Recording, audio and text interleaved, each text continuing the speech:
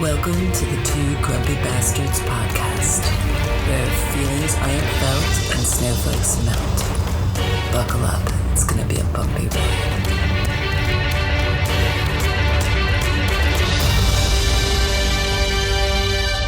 These confines with a monarch's voice cry havoc!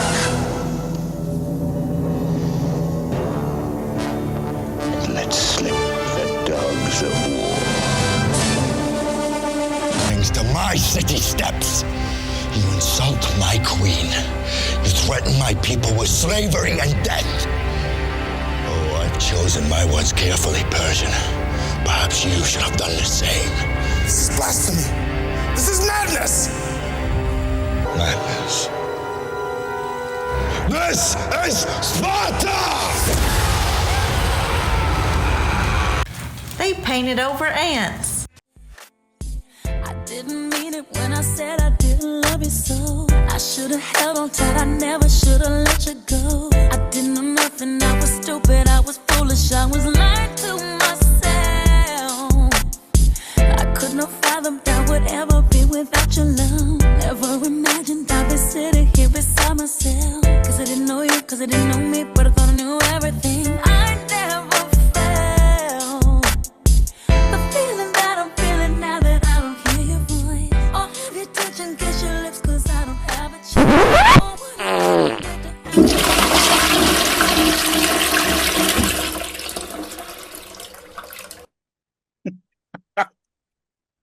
I will admit those last couple of sound effects were not in the original recording. Yeah. So, Russ, you're probably asking yourself, now, why did Coop play that song by Mariah Carey? I am not asking myself that because I'm pretty sure it's because it's the 105th episode. It's the 105th episode, and that song is Number one for 2005. number one for 2005. Good old Mariah Carey. We belong together. She's never done it, but unless Mariah Carey is going to get on camera and show her tits, I really don't want to see her or hear from her. Well, I love that meme that shows her like right after Christmas when there's no more of her song getting played 90 million times a day that she goes back into the ocean for the year. Have you not seen the Mariah Carey demon photo? I have. Yeah, that's one of my more favorites. Yeah, it's pretty fun. I did enjoy that. Like there was a I don't know if you ever saw that TV show Haven. No.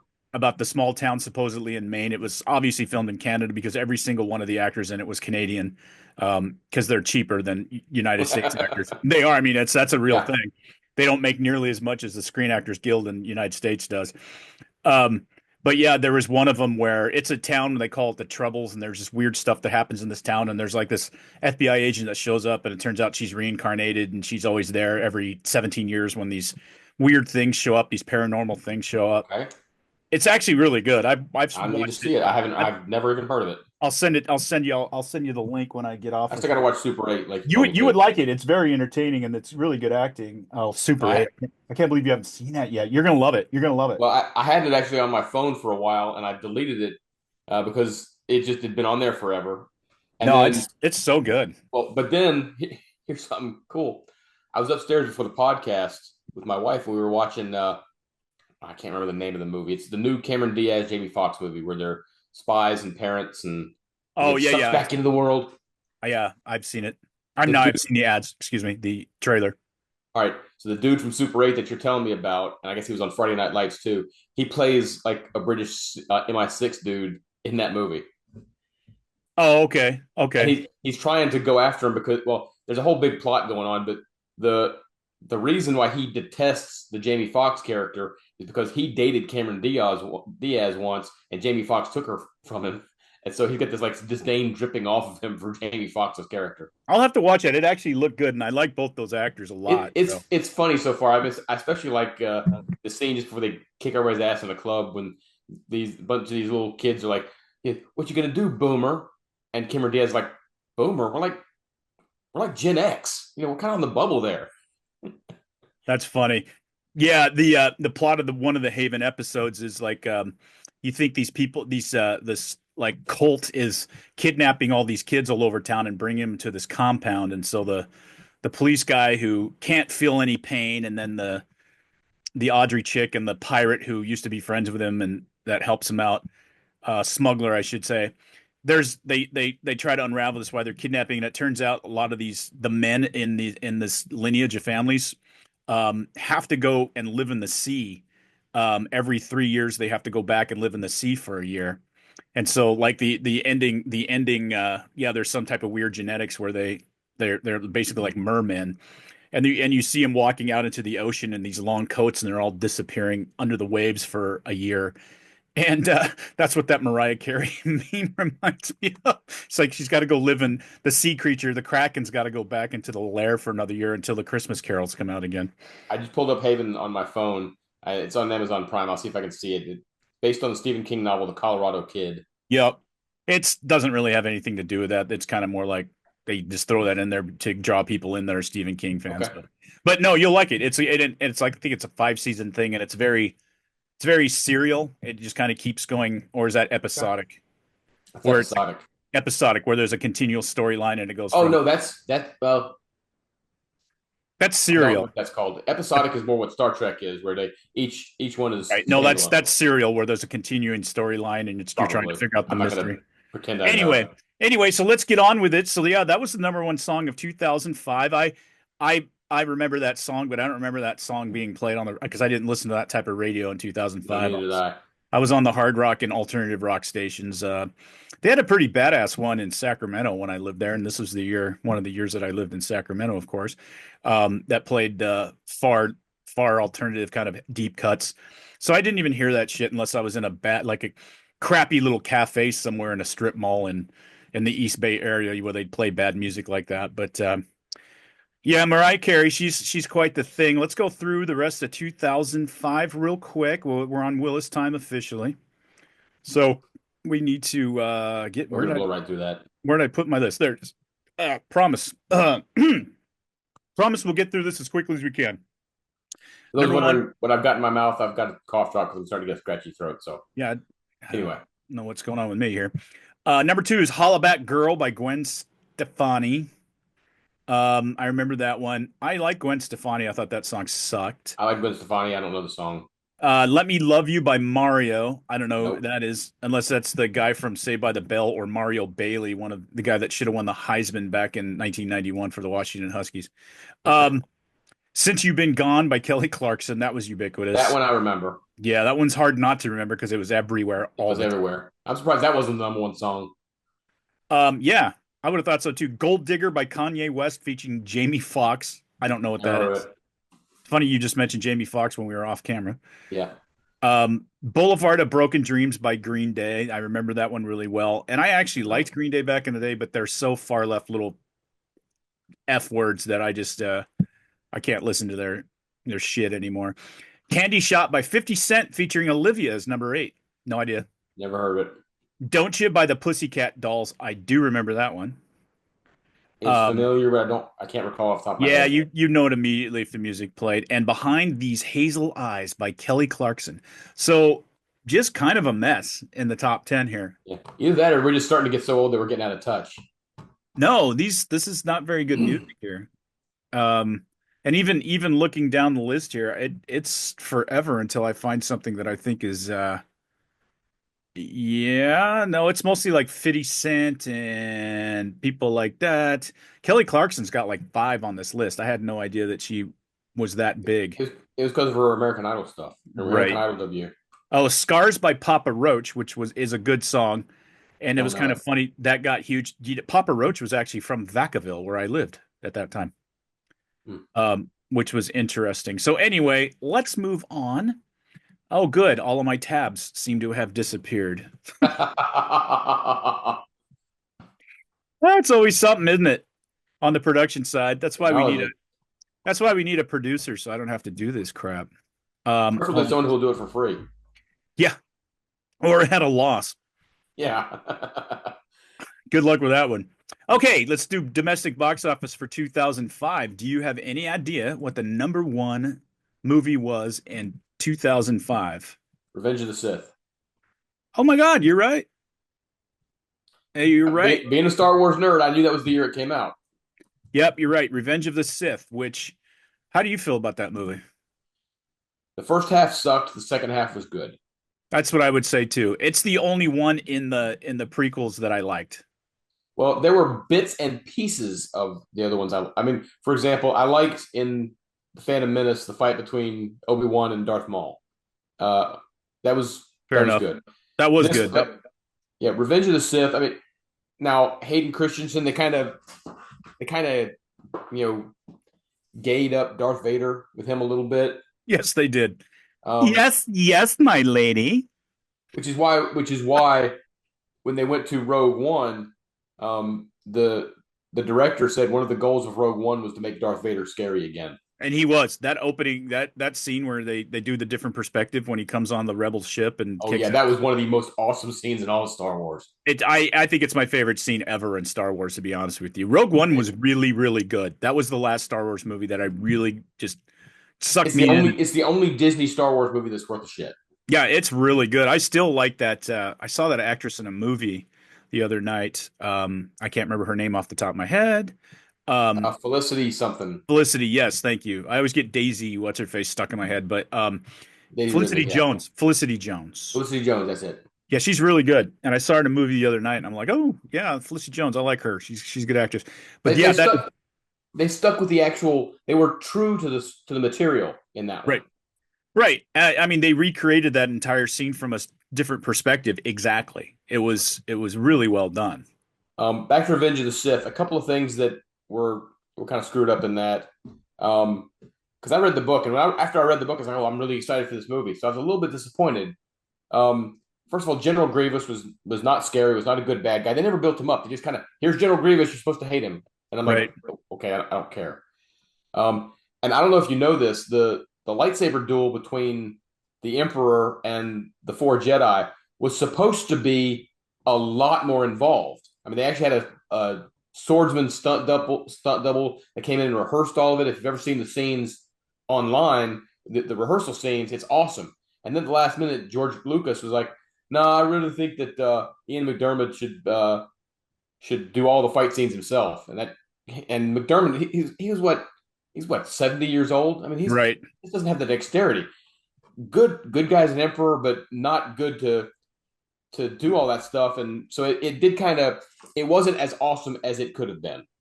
Yeah, I did. I didn't know that was the case, but I remember thinking that it's almost as bad as that Martin Scorsese movie that came out a few years ago, The Irishman, Yeah, and where Robert De Niro, he's like 80, but they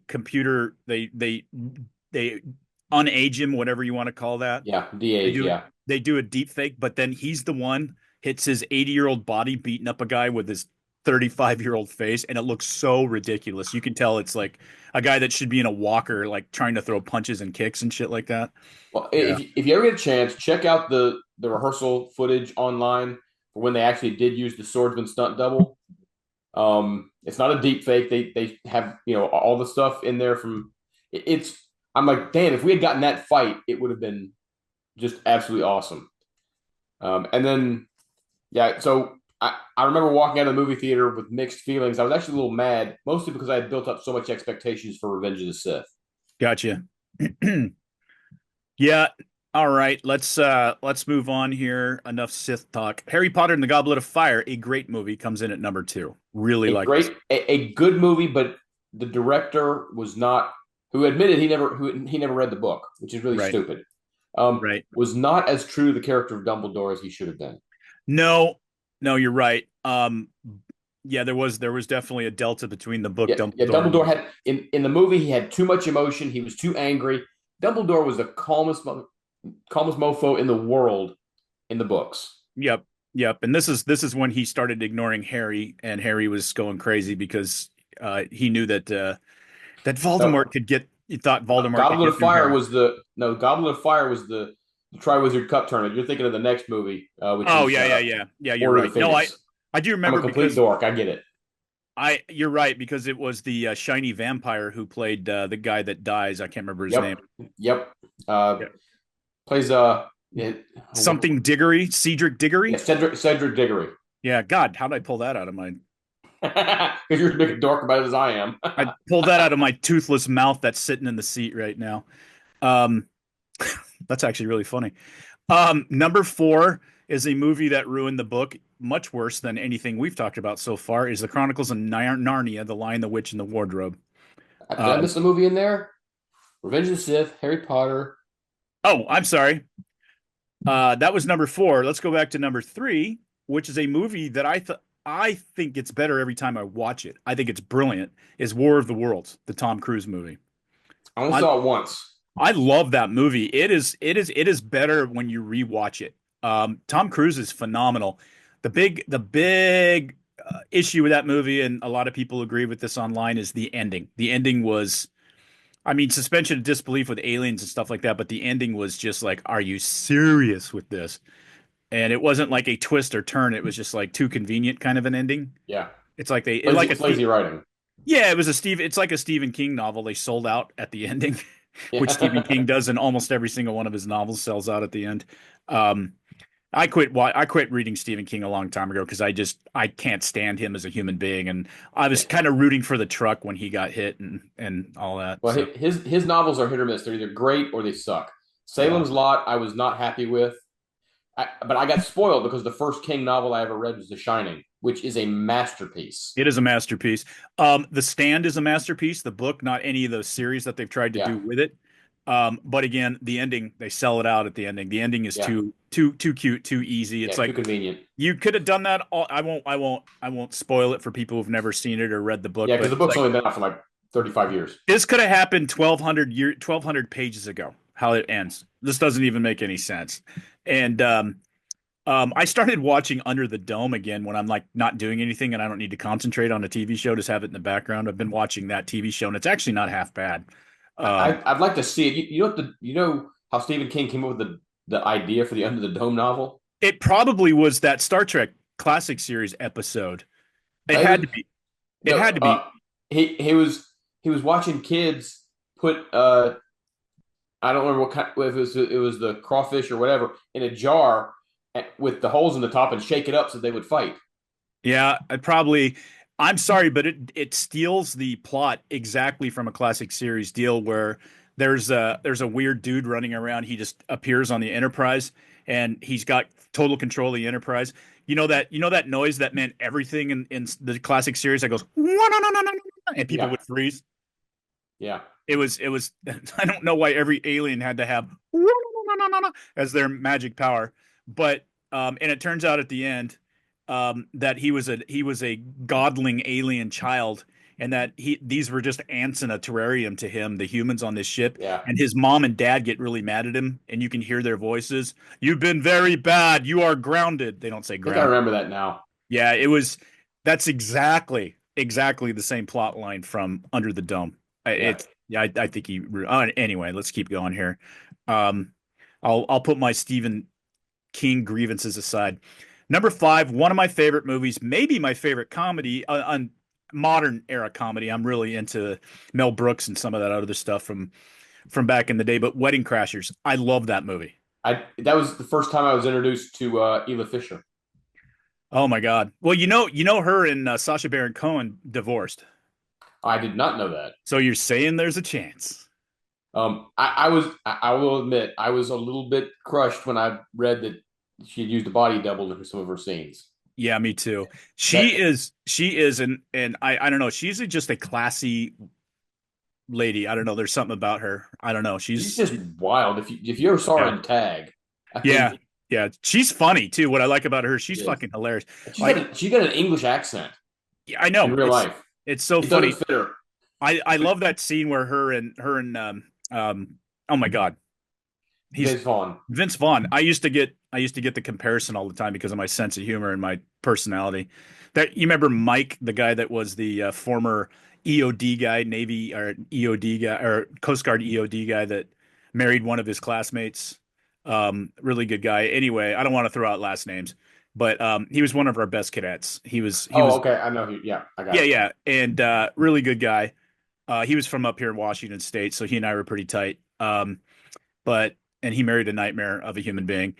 And hopefully he's listening to the podcast and puts that together. Nobody knows who I'm talking about. But anyway, he would always go, "You're like a younger version of Vince Vaughn." Because of the way I would talk and stuff like that. But that scene where she's talking to him, and she says something about, you better not leave me, and he's like, oh, I'd never do that. He goes, because I'd have to find you. Well, That pops in my head every now and again when some woman starts talking to me. It's like, run. well, the one of the things I found the funniest was how uncomfortable Owen Wilson said he wasn't. Maybe he's feigning uncomfortableness to be a good guy, but I don't know if you remember, he had a scene in there. It actually had to do it in real life where he had to feel up Jane Seymour. Yeah, I remember that. Can you imagine? I would have been so intimidated because in my youth, Jane Seymour was the ingenue. She was the Oh yeah, sexiest woman alive, and she was in everything. And she played a bitch. She played a not in manipulative. Battlestar Galactica. She didn't. Oh no, she was good in Battlestar. I remember that now that you say I that. said it was the first thing I ever saw her in. The classic series, yeah. Yep. She was in a lot of mini series and stuff. What a stunningly beautiful movie star caliber woman. She had Yeah. that old school Hollywood thing about her. All right. I'd love that movie though. And I'd watch it right now if it was on. If it came Hey, on. first thing I ever, and I didn't put two and two together, but first thing I ever saw is Bradley Cooper in. Yeah, me too. I think that was his breakout role, to be honest with you. Probably. Yeah, I honestly do think that. So let's finish this up. Charlie and the Chocolate Factory. I never did watch that. Nope. The Johnny Depp version. I didn't want to ruin the classic one. Yep. Batman Begins. That was great. It was fantastic. It brought back superhero movies because It did. the other Batman movies, had, like numbers 2 and especially 3 and 4 from the old series, just killed him. Yeah, no, you're right. Yeah, it did, and it revived the series, and yeah, Christian Bale. Hey, I'm Christian sorry. Bale a star. He's my favorite Batman. Yep, same here.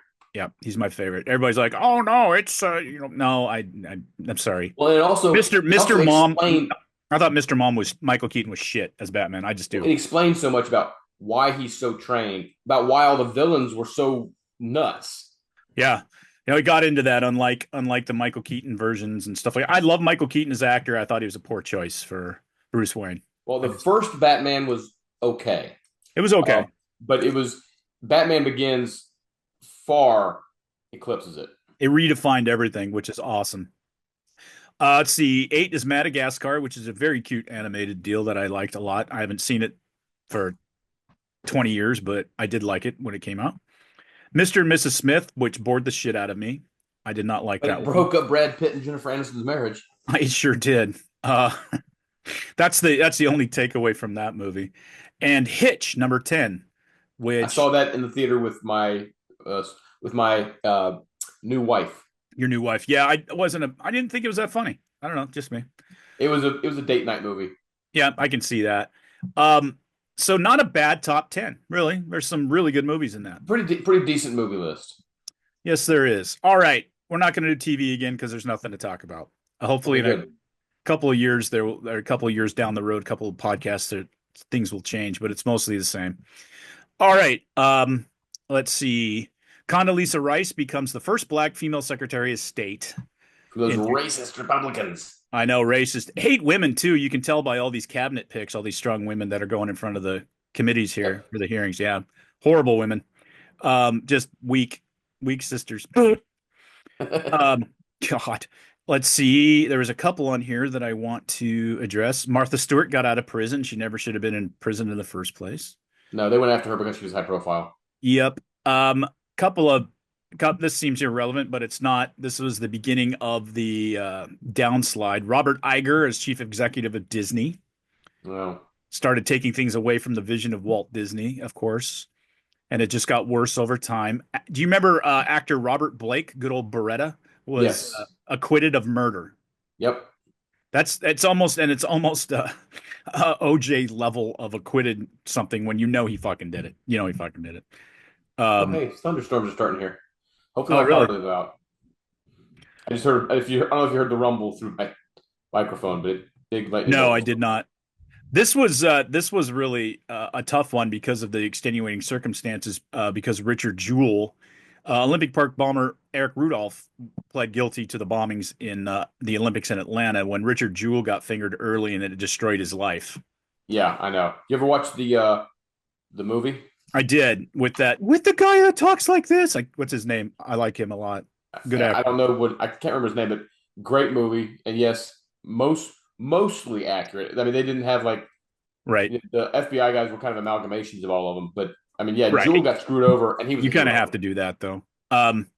The that's a Clint Eastwood flick, so you know it's Yep. good. It's very rare that one of his movies isn't completely Have you ever solid. heard? Have you ever heard Tom Hanks or Matt Damon talk about Clint Eastwood as a director? I have. I love the Tom Hanks one on A Graham Norton show? Graham Norton show. Yes, I love Graham Norton show. By the way, I watch that on YouTube all the time. Yeah, so do I. The Those are Matt great. Damon was.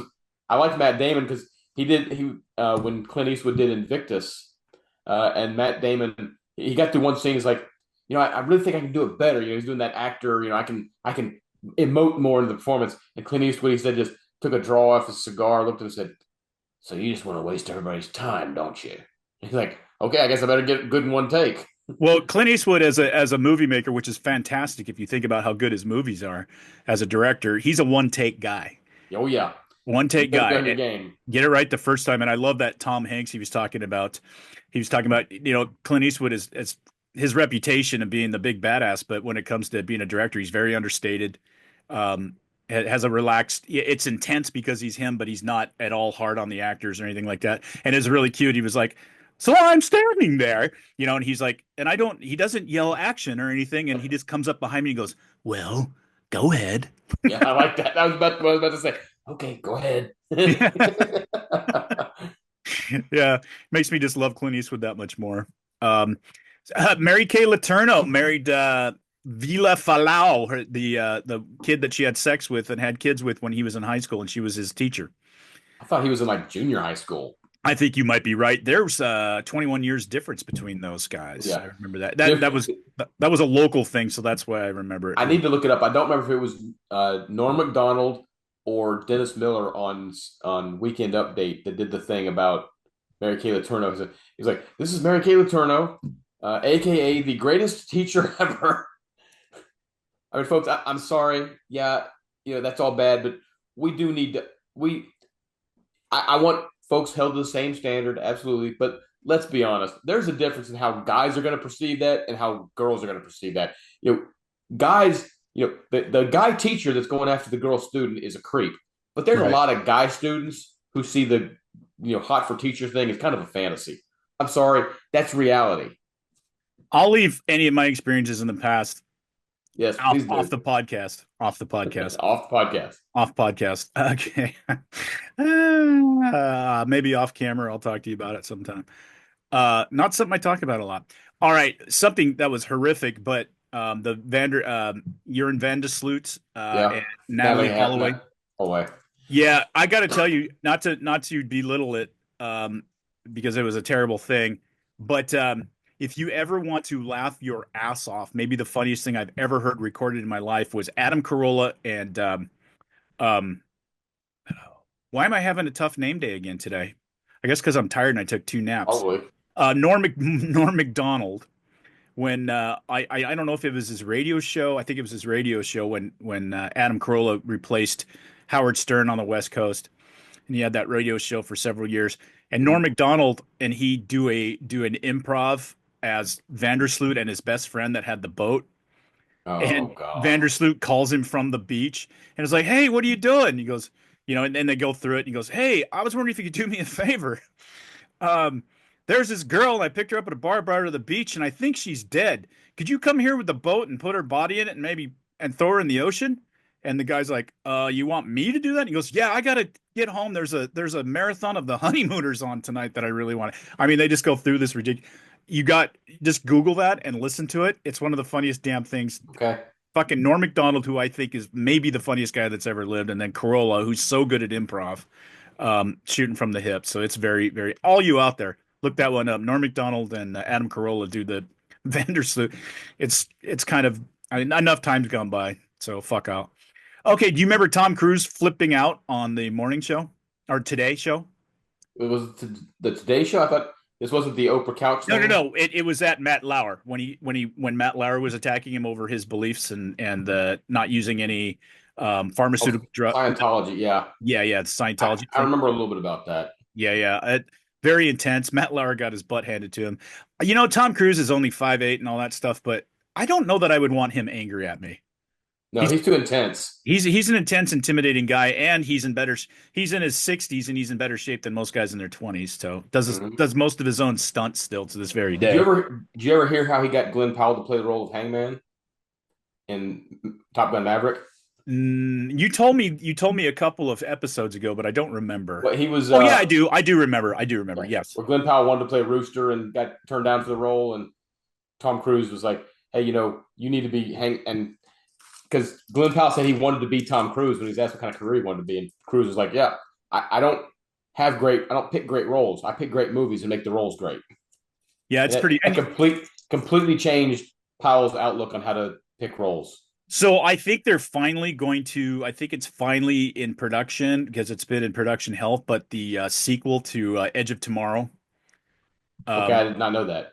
Yeah, and that is one of my favorite sci-fi movies of all time. I love that. I actually had believe it or not, about 25 years ago, I actually had an idea for a book that was fairly similar. Not exactly. It was more sci-fi and space thing, but it was about being able to reset time and all that kind of stuff. And so I really enjoyed Edge of Tomorrow. It was great. I read a review of it recently because I've seen it probably 6 times. I think it's that good. Like I've introduced people I've to it. about that. Yeah, it's got it's on TV when I'm flipping through. I'll stop and watch right. a little bit. Emily Blunt is wonderful. Bill, what's his name? The fellow that passed away. Bill Paxton. That was one of his last roles. Yep. He was wonderful in it. But it's just and I remember reading a review saying, "Oh yeah, hey, Groundhog Day as a sci-fi movie." I'm like, "You're a fucking idiot." Yeah, you're a moron. You're a moron. That has nothing. I mean, it's time keeps getting reset, but it's nothing like that because Cruise and her figure it out and they're trying to manipulate events. And yeah, it's an amazing, and the CGI is great. Those aliens are scary as fuck. Mm-hmm. Yeah, great movie. I love that movie. Yeah, it's probably in my top 10, Russ, to be honest with you. I'd have to think about it. It might not be in my. I'd have to really think about it. I don't know that I've gone through my top 10. I've got a whole bunch that I really like, and this is the dork in me. I've actually been meaning to rank them, but one of these days we'll have to maybe do a set on our top movies of all time. I'll think about it. We can do that. That's a tough one. That's going to be a tough one. I mean, yeah, I know diffusely what my top say 20 is, but putting them in order would be hard. Yeah. Unfortunately, Angela Merkel became Chancellor of Germany. She was there forever. Yeah, she was. She was a disaster too. Yep. She's one of the German borders and paved the way for the ADF to become prominent again because she let in everybody, regardless of who they were and what their culture was, and now Germany's getting overrun. Yeah, there was a president recently. I can't remember his name, but tried Olaf Scholz. Oh no, I'm being tongue in cheek about Joe Biden. Oh, sorry. Yeah, president recently. Okay, sorry, I didn't put two and two together. Tried to do that to the United States, but yeah, fortunately, we've got somebody else in there now that's doing, and we're going to talk about that quite a bit here as we go through the podcast. All right, Russ, that wraps up. Oh wait, one more huge one. Hurricane Katrina happened in 2005. One of the most famous hurricanes in history because it was brutal. And then, of course, there was a lot of finger pointing. Do you remember all the white people were trying to do this so the black people died? Yeah, I mean, that was Kanye, I think.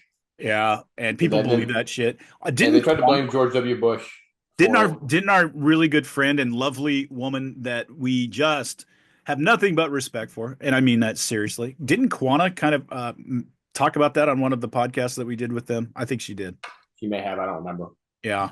Quanah's always good for a conspiracy theory or two, but at least she backs him up with stuff. But then that was later that year when Hurricane Rita started coming through. That was when the rest of the nation got introduced to old Uncle Russ Honore. That's right. The guy we just talked about recently. Yeah, and the guy who coined the phrase stuck on stupid. Stuck on stupid. He was doing that shit back in 95, 96 when I was there at Hood, and he was the ADCS or he was doing that when he was the ADC at the infantry school, and I was at the career course, and then again when he became the 2ID division commander. Yeah, I'll never forget one of his famous ones too. And the guy would get up. He would just barge in our AARs or our what we called toots. Such a horrible acronym. Yeah. Tactical evaluation walkthrough. Everybody. It wasn't about farting or rock drills or whatever. But tactical evaluation without troops. Without troops. Why did I say tactical exercise without troops? Yeah, you're right. I don't know why I said walkthrough. Why did I say that? Anyway, tactical evaluation without troops. and rock drills, sand table drills, whatever. I mean, he would show up and he would just barge in and then take the stage. And my company commander that at that time that that you have Yeah. met just hated the guy, and he would he was the one I recently put Minnie the Moocher, and it's yeah, he would get up there and perform, and Goldthorpe would look at me and go, he'd start scatting, who did up, beat it up, boom, bat, bat. I can see Goldthorpe doing that. A little racist, but who cares? But he would always go, y'all think this is Burger King, y'all want to have it your way, well, it's gonna be my way. I was like, that was his big thing. You know how it's kind of like what we used to joke about that. You remember when Nate became a sergeant major? Were you there when? And every sergeant major, I asked him and Jimbo. We were walking around. I think it was down in San Luis Obispo at that college where we took the cadets for a weekend. And I was like, so what's your quirk going to be? And he's like, what do you mean? I go, every sergeant major has a quirk, just like every general has to have a saying, and they have to come up with something unique and on their own. And I'm sorry, this is a digression, but it's a hilarious story. And Nate was going to the Sergeant Major's Academy in El Paso, and they're there for like a year. And there's nothing that can ruin a good soldier more than that, or becoming a 1-star or full bird colonel on the officer's side. Yeah, no, it doesn't happen every time, folks. Just saying that can. It's a lot. And every sergeant, I remember my very first introduction to a sergeant major was in 27 Cav. And Sergeant Major McGriff, who I thought was absolutely worthless. And I got into it big time with him when I was a second lieutenant. And everybody in the battalion's like, could not believe I did it, but he was wrong. And he was trying to fuck my soldiers over, and I got in his face over it. That was me. I didn't care.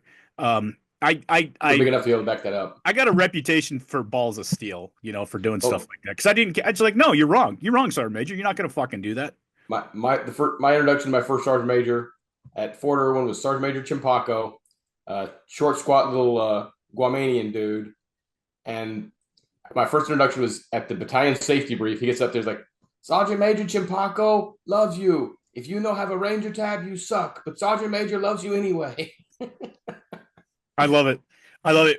Sergeant Major McGriff's thing was he would stand at the battalion headquarters kind of hidden, and he'd wait for soldiers to walk on his grass or step on the grass on the lawn, which is great use of a guy making that much money. And it's been, has an infantry guy. I still hesitate before I walk on grass because of the sergeant major that would just go around and get off the grass.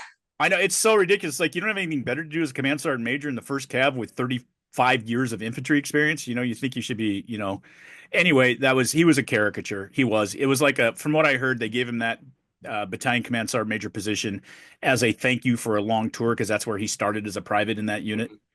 But anyway, that was his thing. Oh, you stepped on my grass. You're working for me today, soldier. It's like, Sergeant Major, this isn't my unit. I'm in 3A Cav. Oh, it don't matter.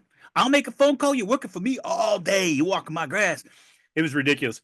So anyway, Nate, I'll leave his last name out of it, but that was Landshark, the huge black guy that could be very intimidating, but very good guy. It's his birthday today, by the way. Oh, cool. Today or yesterday. And anyway, so we're walking around, and I remember there was a bunch of California National Guard, and there was one that probably weighed about 280. He was just grotesquely, morbidly obese. And he walks by, and because we'd been talking about it for a few weeks, what his quirk was going to be. And he goes, Specialist, get your fucking ass over here. And so the specialist comes over there and stands at Parade West, and he goes, fix that shit.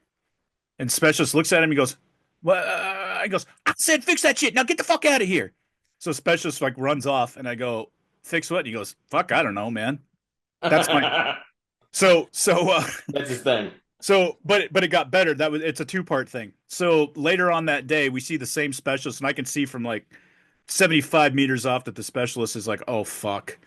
So he comes over, and of course, Nate goes, Specialist, come here. Kid comes running over. Yes, Sergeant Major. And he goes, good job fixing that shit. And he goes, you better be careful next time, because I got a calibrated eye, motherfucker. My God. Gonna give that kid a complex. I got a calibrated eye. I loved it. Fix that shit. I got a calibrated eye. It's one of the better ones I've ever heard in my life. All right. Let's get on with this flipping. We have blown through Willis time. We blew through it, but there was a fun couple of stories there. So let me play a quick video for you. You're not going to be, this is not going to be a surprise. And then I got a follow-up video to the first video we're going to look at. So and then we'll kind of get into the meat Yeah, of me. our podcast. Here we go. Just want to say that I'm so sorry. All my people are getting attacked. The children. They don't understand.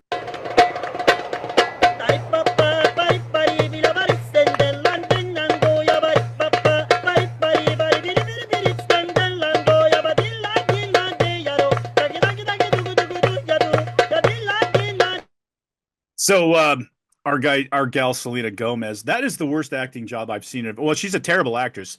I don't know if she's a good singer or not. She's easy on the eyes, I guess, is her only attribute that she's got. But she's a terrible actress. I've sat through a couple of things. I wanted the Only Murders in the Building because I love Steve Martin, excuse me, and Martin Short. But it's terrible because she's in it.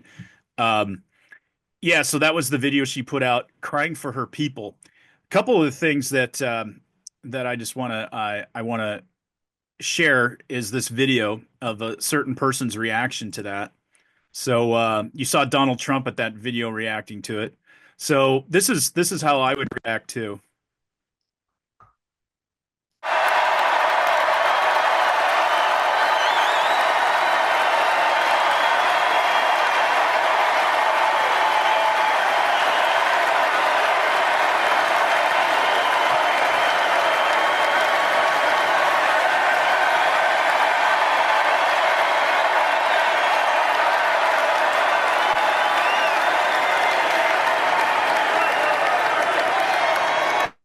A star in the making, Barron Trump. My God, It is frightening how much he looks like his dad.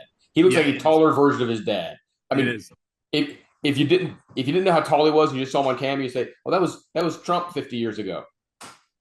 Yeah, crazy. I love that moment too because that's the first time Barron Trump has ever got any true publicity, and he pulled that off just like his dad. Celebrity it was red with the thumbs up and everything. Pointing at somebody randomly, like he actually is pointing at somebody for real. Yep. Thumbs up, and then the let me hear it with his ear. Yep. That one shocked me. I was like, oh, this guy's got a personality.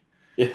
He's just been behind the curtain because Don Jr. and Eric have been taking the lead in the family, and no, I loved it. So let's get back to Selena Gomez and some of these idiots out there who we're talking about the immigration policy, the success that's going on from day one. Tom Homan and the policy of getting these the priority is violent crime illegals to take them into custody and get them immediately out of the country. It's been wildly successful. I got some stats here in a little bit. Then that's Selena Gomez crying for her people. So here's two of the ironies about Selena Gomez crying for her people. Number one, she's half white. So I wonder if I know it's a cliche by now, but if she cried for all the victims of these violent.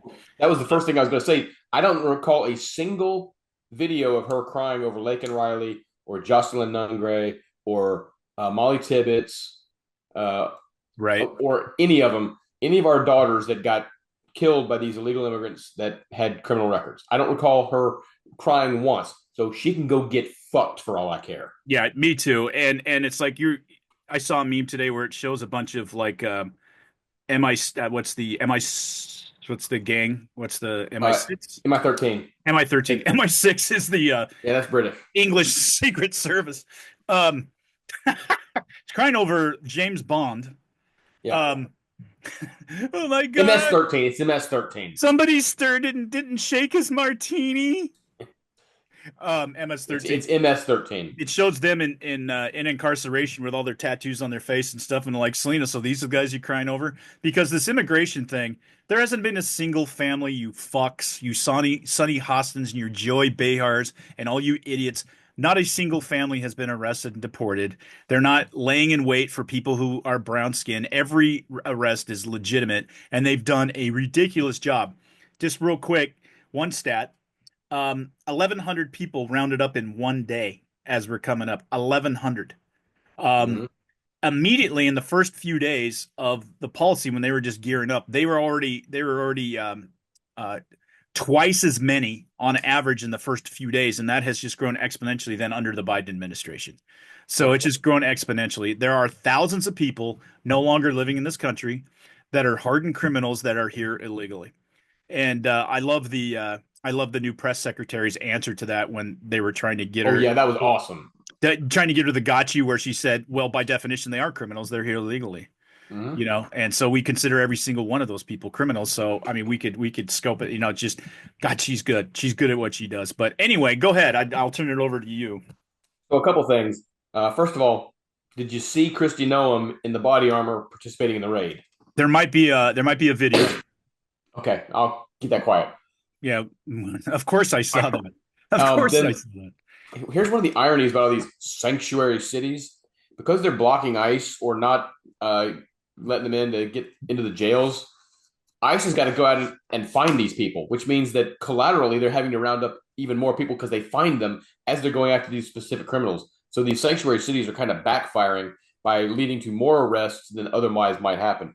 And Right. did since there's some, I'm sure we'll get into Colombia here in a few minutes. Would that be right? Yes.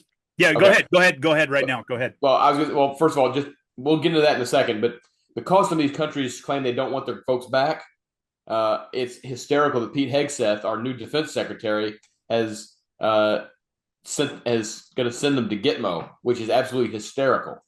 Maybe they can just open the gate and let them into Cuba. I mean, who knows? We'll see. There's an author named Larry Correa. I don't know if you know who that is.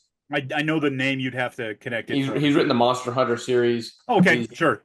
Yeah, really strong conservative guy, big into gun rights, and exceptionally snarky. And not only that, his box of give a fucks is completely empty. When somebody says something stupid, he's notorious for pounding him into the ground. He put on a status. He put a status on his Facebook that was, "Hey, I ordered a pizza the other day, but when the guy knocked on the door, I was afraid it was ICE, so I didn't answer the phone, and now I'm hungry. It's all Trump's fault." That's how ridiculous. That's the extent that people are taking this. Who was it? Who was it? Who? Yeah.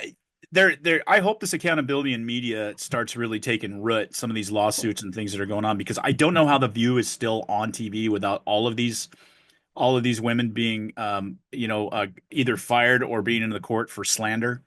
Well, Because did you see who Musk is going to sue? Who's that? Musk is saying that he may sue Tim Walz for saying that he did a Nazi salute. Oh, that's right. Yeah, I hope he And I'm does. like, sue that bastard into the ground. I cannot believe he's. What's really weird is I've been watching these confirmation hearings, and him and Tim Kaine are like the same guy. They're exactly the same guy. Well, it's not a surprise that the two women candidates picked those two guys. Pick those schlubs. Like literally the most pervy looking schlubby dumb beta soy fucks on planet Earth. Only they're not like the soy boys that are pretty little girls that are in the Gen Z type soy boy. These are like gross old like pervy soy boys. I wouldn't even call it what's the equivalent to soy boy for Gen Xers? It'd be like I don't know, postum boys. I'd have to give that some thought. Maybe that's Screech from Saved by the Bell. God, it's just gross. But we're done with folks willy-nilly tossing around the Nazi term and saying that folks did Nazi stuff who didn't. Okay, you've used that as a stand-in for the guy's Satan, or I just don't like that.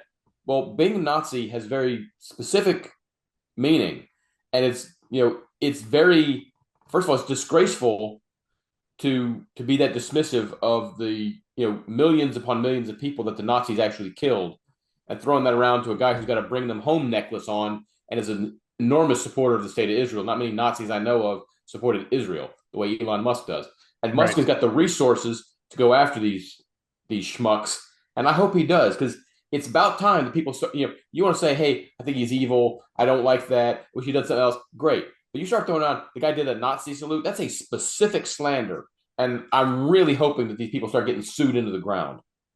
I do too. Enough is enough. People saying, "Oh, well, you're using an excuse." Well, if you start being able to go after the press, no, the press is not able to make stuff up whole cloth and lie, and then people believe that, and then they start taking it to a whole nother extent. As evidenced by the dude in Afghanistan who won his defamation suit against CNN. Right. Right. That Yeah, an that's a big. undisclosed sum, which means millions upon millions of dollars. I saw him on Megyn Kelly. I wasn't even aware of that story, to be honest with you, until I Oh watched. yeah, I followed that after it happened because CNN ruined his life and his Yeah, business. it did. It did. Yeah, and yeah, it's ridiculous. And the irony here is all these people that are throwing out Nazi bullshit propaganda are mostly anti-Semitic. Well, yeah, They're the ones that are like pro-Palestine, which is always funny. Again, let me tell you this: there is no country named Palestine. There was never no has been. ethnic group that are Palestinian. It's a made-up term. It's a political term. That's all it is. So they have absolutely no right to that land any more than fucking the Turks do. So it's just nutty. So take us through what happened with the Colombia Okay, president. so I can't remember his name. I should have written it down, but I can't remember it. Leftist president of Colombia. He's a Marxist. Yeah, he He is. really is. That's not hyperbole. He's a stated Marxist, and he was the great commie hope of South America. He was going to bring some of these countries back to the left. He's the first leftist president of Colombia in a while, and Trump was flying Colombian citizens back on military aircraft, and this guy decided to refuse them, saying they weren't being treated with dignity. Right. Said we're not gonna let your planes in here. And Trump, dude is not playing around. Because I think that a lot of these countries are used to the old way of doing things. They would, buck up to the United States. The United States would, then staff a commission, issue a report in 15 to 30 days, wag their fingers, give a few economic incentives, and then there'd be a token gesture of, well, we'll let one plane load in, and they got to be like on a luxury jet or something. Trump decided, okay, that's the way you want to play. We're going to immediately impose a 25% tariff on all Colombian goods. It's going to go up to 50% next week. We're going to cancel all the visas. Nobody's coming into the country from Colombia. We're going to cancel all your citizens' visas that are here. And we're going to start removing staff from the embassy. I think that's one of the things that we're going to do. I could be wrong, Yep. but I think no, you're right. You're right. You got that. And I think that was a holy shit moment, not just for Colombia, but for the rest of the world, which I'll get to in a second. I think Trump did that on the third or fourth hole during his golf day, and by the eighth hole, Colombia had completely capitulated. Yep. They started by saying we're going to offer our presidential plane, which was they were trying to be a face-saving thing, and then they agreed to allow the military flights in unimpeded.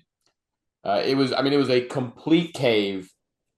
First of all, it was funny on X. All the folks were like, "Your coffee's going to cost more now." I'm like, "Okay, you're more worried about the coffee." And then there were several that I engaged from our page. I'm like, "Well, this aged well." Like an hour later, I'm like, "This aged like milk."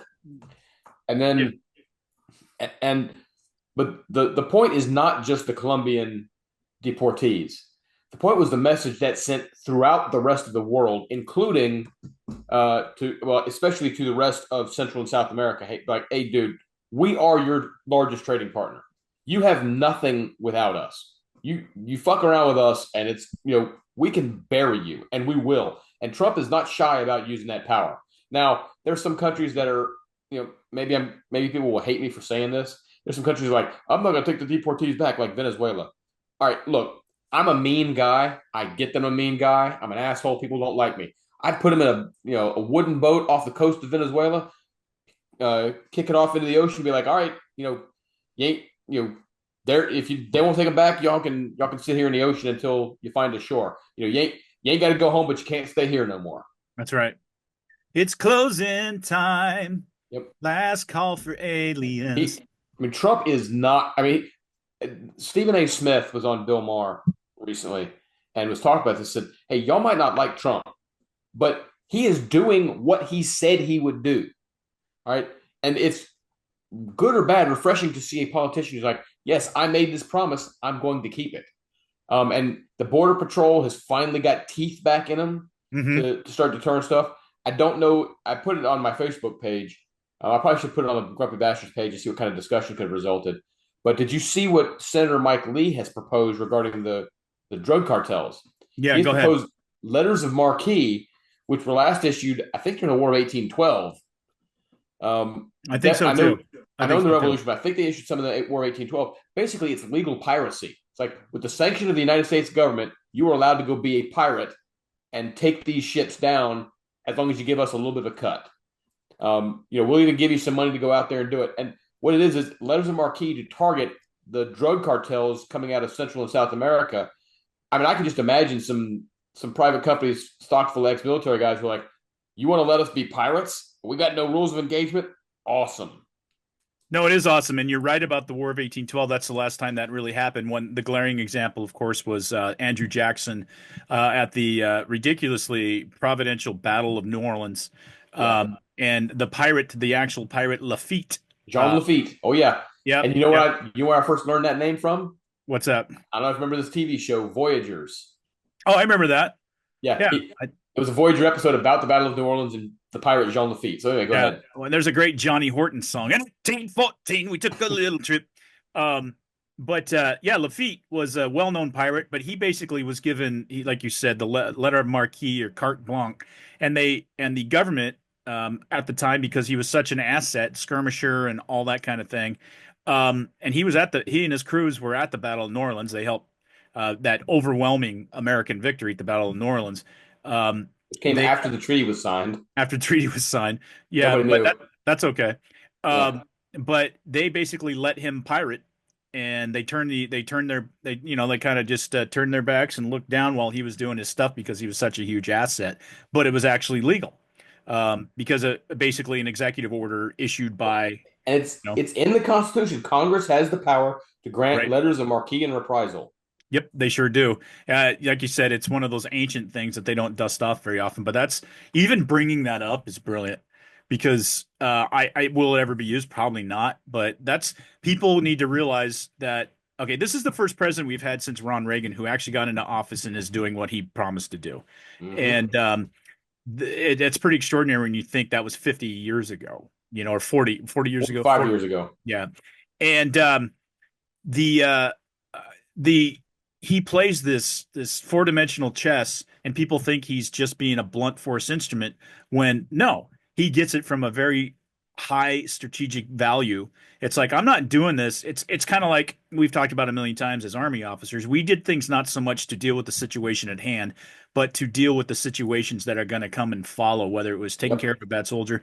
And I brought it up, the Ender's Game, beginning of the book, where he just beats the shit out of the bully. And the whole thing is like, why did you do that? And he goes, because I know I needed to win all the fights after, not just this fight. And that's kind of how Trump thinks. Absolutely. Yeah. So brilliant stuff. I got to tell you, I always have news up here and it's Fox News. Of course, the whole thing has been about and we don't need to talk about it, the airplane and helicopter. I know everybody's getting a belly full of it. They've had it on for 24 hours, but and it's horrible tragedy and God bless and our prayers, of course. And when I say thoughts and prayers, I actually mean it. It takes a lot for me to say that. Horrible. I'm having so much fun just having the news on. And then I got until yesterday's plane crash. Yes, absolutely. And then on my big screen, I probably about 7-8 o'clock at night, I shift over to watching something entertaining. Otherwise, it's like all the encapsulation of the YouTube podcast of the prior day or the day, because I'm just having so much fun. I'm having so much fun with this. One of the best things about the Trump presidency so far, he's going so fast on this stuff that the Democrats, who were already demoralized by the election, they thought could be demoralized by the election, but could come in and backstop some stuff after he was in office. He's done stuff so rapidly, they don't have a chance to catch their breath. They don't know how to respond. That's all by design too. Oh yeah, it's absolutely by design. Yeah, this is a different Donald Trump, and I've hinted at it, but the more I think about it, and as much as hardship as it caused, and as much. I think America needed the Joe Biden administration for 4 years in between Trump 1 and Trump 2. Because if Trump had gotten reelected, we wouldn't be seeing what we're seeing now. I don't remember if I brought up on a podcast last week. I know I talked about it during our happy hour with the Endless Ranters crew. Was if Trump had been reelected in 2020, we'd have been at the end of probably a pretty anemic second Trump term. Totally, he wouldn't have got much done. He'd have been very unpopular. And in 2024, we'd have either gotten we'd have probably gotten either Haley. We maybe would have gotten DeSantis, but probably either Haley or Pence against either Gavin Newsom or Kamala Harris, and things would have gone back to status quo. Trump has a second term with first term energy. It's astounding. Yep. Yes, he does. He's got first term hard on energy. Absolutely, he does. I had to throw something nasty in there just because I want to be consistent with our listeners. I'm going to play another. We're going to shift focus a little bit, Russ, if you don't mind. I'm going to play another video. This one's great because this one's becoming a meme. And I think I already know what's coming. Yes, you do, because but I posted something on the Two Grumpy Bastards Facebook page, and please, if you're not over there, come on over. It's good shit. We're having a lot of fun. I'm actually starting to engage on that. You are, and it's great. It's great. I love it. People are. I need to do some of my diatribe soliloquies on it, but yeah, no, people are loving that you're engaging, because it's usually me and then my friend from high school, Amber. And we love Amber, but it's all good. There are cases of people who allegedly were properly vetted and then were literally planning terrorist attacks on our country. That happened during the campaign, if you may remember. So clearly not all of these foreign nationals but there are have been properly 30,000 vetted. people in the pipeline, Afghan refugees. But my primary concern as the vice president, Margaret, is to look after the American people. And now that we know that we have vetting problems with a lot of these refugee programs, we absolutely cannot unleash thousands of unvetted people into our country. These people are vetted. Good. These people are vetted. Just like the guy who planned a terrorist attack in Oklahoma a few months ago, he was allegedly properly vetted, and many people in the media and the Democratic Party said that he was properly vetted. Clearly he wasn't. I don't want my children to share a neighborhood with people who are not properly vetted, and because I don't want it for my kids, I'm not going to force any other American citizens' kids to do that either. No, and that was a very particular case. It wasn't clear if he was radicalized when he got here or while he was living here. I don't really care, Margaret. I don't want that person in my country. While he was living here. I don't really care, Margaret. I don't want that person in my country, and I think most Americans agree with me.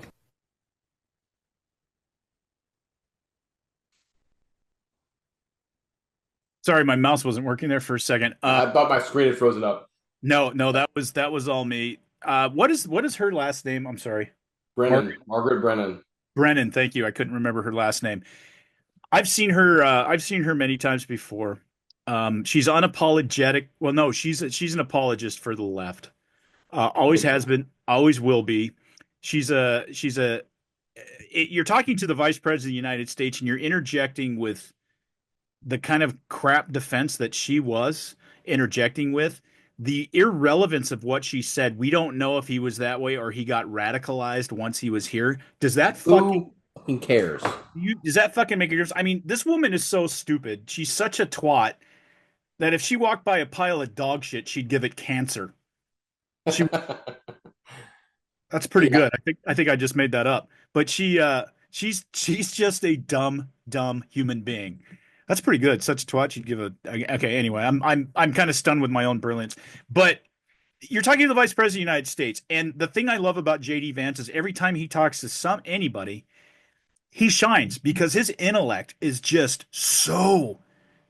People don't realize how smart this mother effer is, and every time I hear him talk, I'm like, I can't wait for him to be president of the United States. Yeah, I can't wait. Yeah, all right. So a couple things. First of all, full disclosure, that was not the clip I thought it was going to be. Oh, okay. You might get to something like that, but I did see that clip and I enjoyed it.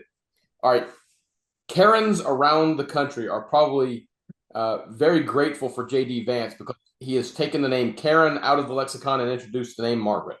Right. I do not care, Margaret. Okay, he makes points. These liberal journalists that live in gated communities and don't have to worry about this stuff think they're better than everybody else, and people are sick of it. That kind of attitude is one of the reasons why Trump got elected. Sure. And JD Vance, I mean, let's be fair. For all the love we have of Trump's energy and what he's doing, he would not be able to handle an interview like that so deftly. He would be like we said, he's kind of a blunt force instrument sometimes.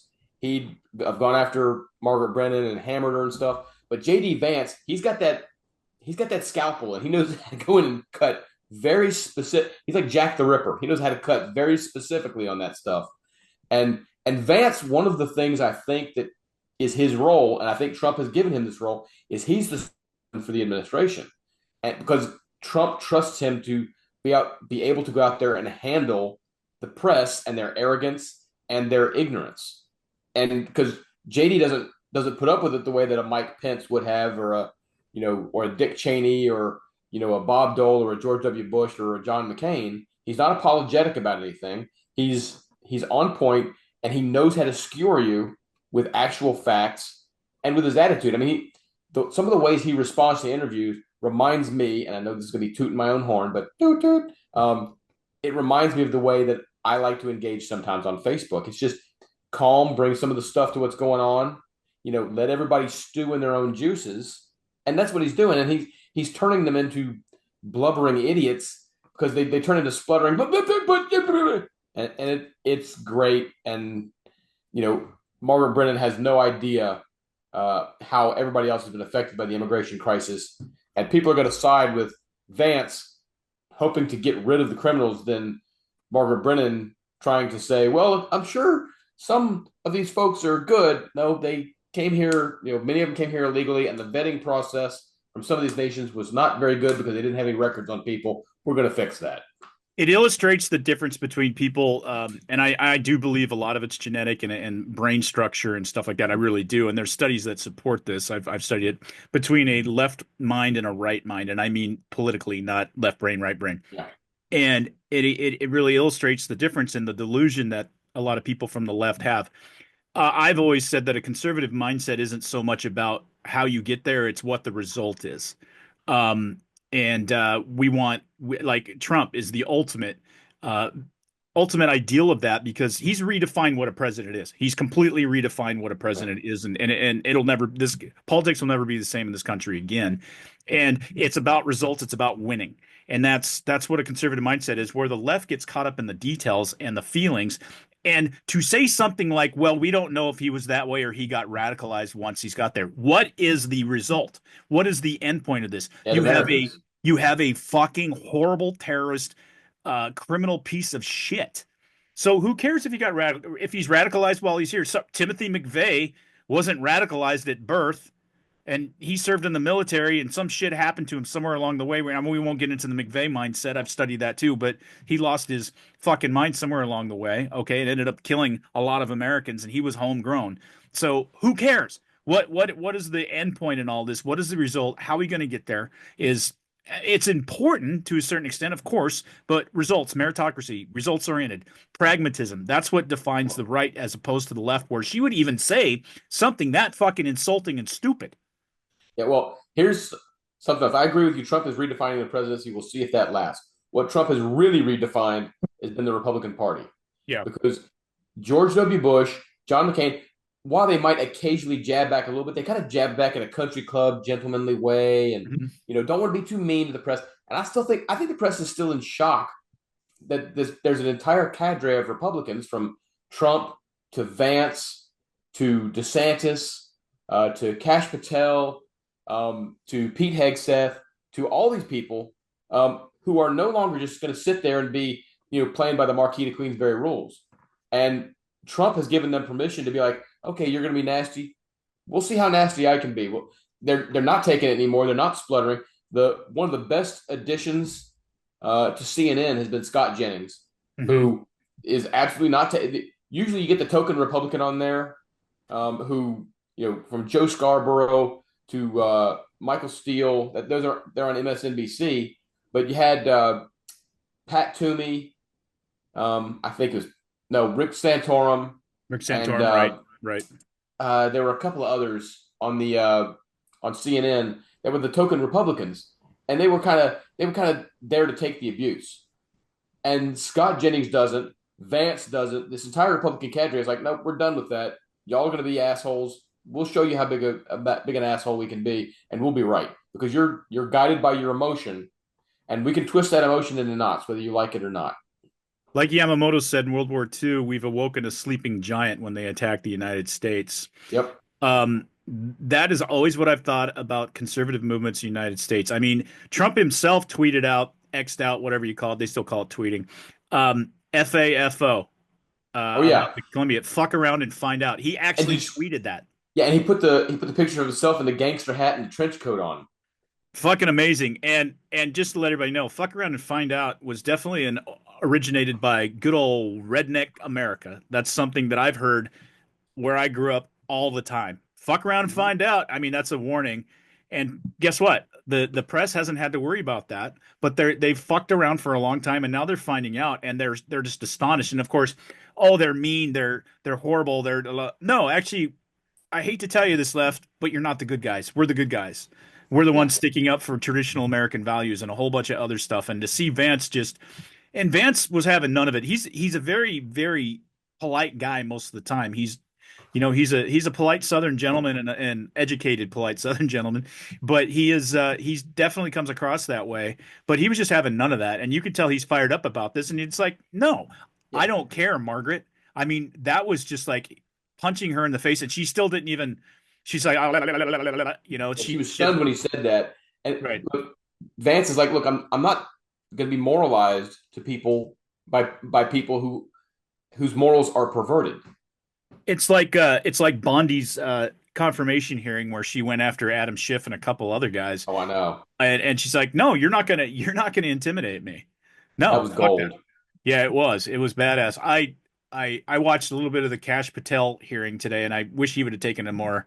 I think because he's so controversial and having, I think he kind of took a little bit more of a polite tact. But when Schiff was going after him, I was like, "Come on, Patel, go." This is rich coming from somebody who would question my integrity, coming from somebody who's been censured and lied about Russian collusion for the last however many years. I would love to see stuff like that. But they're worried about. Did you see what he did to Klobuchar? I didn't catch that one. No, I've been kind of in and out all Um, day. she had pulled some quote out of context, snippet that's always played. He's like, "Hey, do you have the entire quote for context?" Because and they've been cutting Patel. She had been cutting Patel off on some of this stuff, and she's like, "Well, I could read it, I guess, but it would take 5 hours." And he goes, "Well, you have 2 minutes. Go." Um, just a general word about confirmation hearings. Um, I really learned how disgusting the process was when I was a young man and Clarence Thomas went through his confirmation Yep. hearing, and that was really the first time, big time, that they tried to destroy somebody that Mhm. badly by bringing in irrelevant and shit and lies and all that stuff with Anita Hill and all of that. We won't get into the bolts of that. You can look it up, but I remember Clarence Thomas finally getting really pissed off at the end of it, and I think it was with Mondale that he kind of lost it, wasn't it? Was it No, it was actually Biden was on that committee. Biden was on the committee? Was it Biden? It might have been Biden. It may have been Biden. I know it was a few of them. It was well, and you could look at Biden and Mondale back then and not tell them apart. That's Um, true. yeah, yeah, I can't remember, but what always gets me, and it doesn't come from the right, even when they're antagonistic towards you, like back in the day. Oh, well, this is my time. This is my time. They keep yelling at these people. Isn't it really the candidate's time? Shouldn't you ask a question and allow them to express themselves? I mean, isn't that what these confirmation hearings are supposed to be about? And It's I an would attempt say, to be it's an attempt to play especially by a lot of the women on the committee. It's an attempt to play hey, I've been oppressed by men and I'm going to stand up for myself. yeah, Be the fuck strong you. woman thing. Fuck you. It's all theatrics. It is, but it's disgusting theatrics because I would like to watch these confirmation hearings and get to know these candidates better. There's a lot of these people that I've read and heard a lot of stuff about Kash Patel, but this is the first time I've ever really listened to him speak and Yeah. and talk about his experience and his record. And it's like, okay, I get why he's the nominee here, but nobody on the left let him even express himself. And it's like, it's a yes or no question. It's a yes or no question. No, it's not. There's context and It's you nuance. grandstanding and gotcha. Yeah, but in my opinion, it makes these people look like shit. It makes these senators look like shit when they act like little children. And Adam Schiff should never be on a committee ever. I can't believe that he's even allowed because of the censures and I can't imagine that he has a single friend in the Senate, even on the left, because he's that grotesque of a human being. He really is. The only one that would have been a better senator from California would have been Eric Swalwell. So quick take on some of these cabinet picks. I think My guess is the vast majority will get through. I even think Tulsi will get through. She may squeak through, but I think she'll get through. I hope so. There are two I want to mention. I am not sure RFK Jr. gets through. I'm not sure either. Yeah. Because he's going to face unified Democratic opposition and a lot of Republican opposition. Right. He may not make it. And I don't know how much heartburn I have with that, just because he has done some crazy stuff. He's got some good stuff. And then there is one nominee that's going to make it that I wish wouldn't. And her name is Lori Chavez DeRemer, former representative from Oregon. She's the labor secretary nominee. And she's like friend of the teachers union and government unions. And I mean, she's basically a Democrat, in my opinion, when it comes to some of the stuff with labor. And she'll get a lot more Republican opposition, but the Democrats will confirm her because they love her stance on unions. I wonder what Trump's thought process was there in nominating her. Unless it's a throwaway cabinet post and somebody he wanted to just get through easy. Right.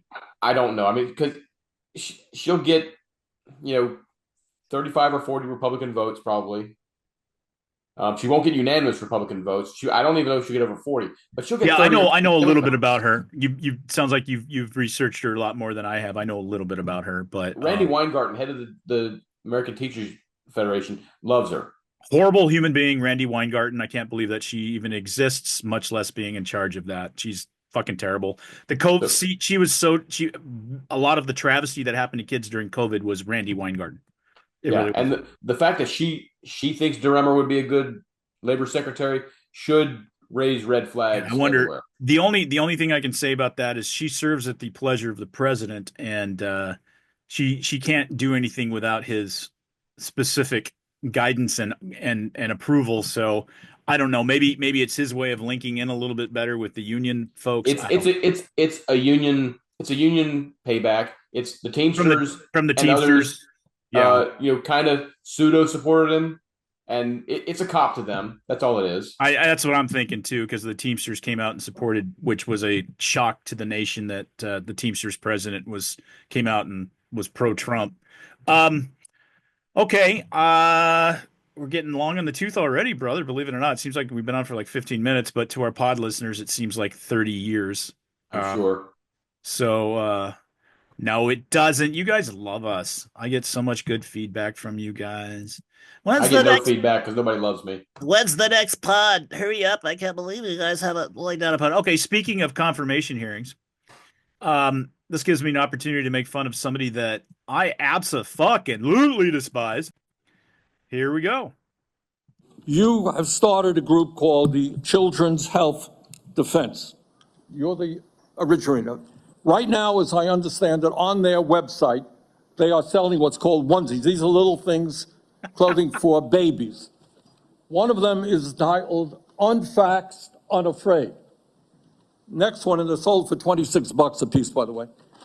Next one is No Vax, No Problem. Thanks, Bernie. Now, you're coming before this committee and you say you're pro-vaccine. Just want to ask some questions. And yet your organization is making money selling a child's product to parents for $26, which casts fundamental doubt on the usefulness of vaccines. Can you tell us now that you will, now that you are pro-vaccine, that you're going to have your organization take these products off the market? Senator, I have no power over that organization. I'm not part of it. I resigned from the board. Yeah, that was just a few months ago. You founded that.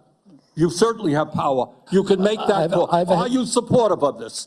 I've had nothing to do with leadership. Are you supportive of these onesies? I'm supportive of vaccines. Are you supportive of this clothing, which is militantly anti-vaccine? I am supportive of vaccines. I want good science, and I want to protect. But you will not tell the organization you founded not to continue selling that product. Thank you, Mr. Chairman. She's cracking up. He's cracking up, yeah, big time. She is cracking up because that is one of the most ridiculous displays of something, and I can't even define it. The meme that I saw is got Jack Nicholson on the stand saying, "You can't handle the onesie." Can you believe that? Hey, congratulations, all you fucks over there in the Northeast that keep voting this guy in. Not only is he a communist, he's intellectually retarded. He has never been an intellect. He's never been a smart guy. Well, in my opinion, here we go. Here, I'm going to say it. If you lean towards socialism and communism, you're a fucking idiot. You have something wrong with your brain. You're not thinking pragmatically, as we said. You're not thinking in any other way other than, as I put out on Facebook many years ago, and a couple of the people that work for me in that corporate job that I had were like, "What?"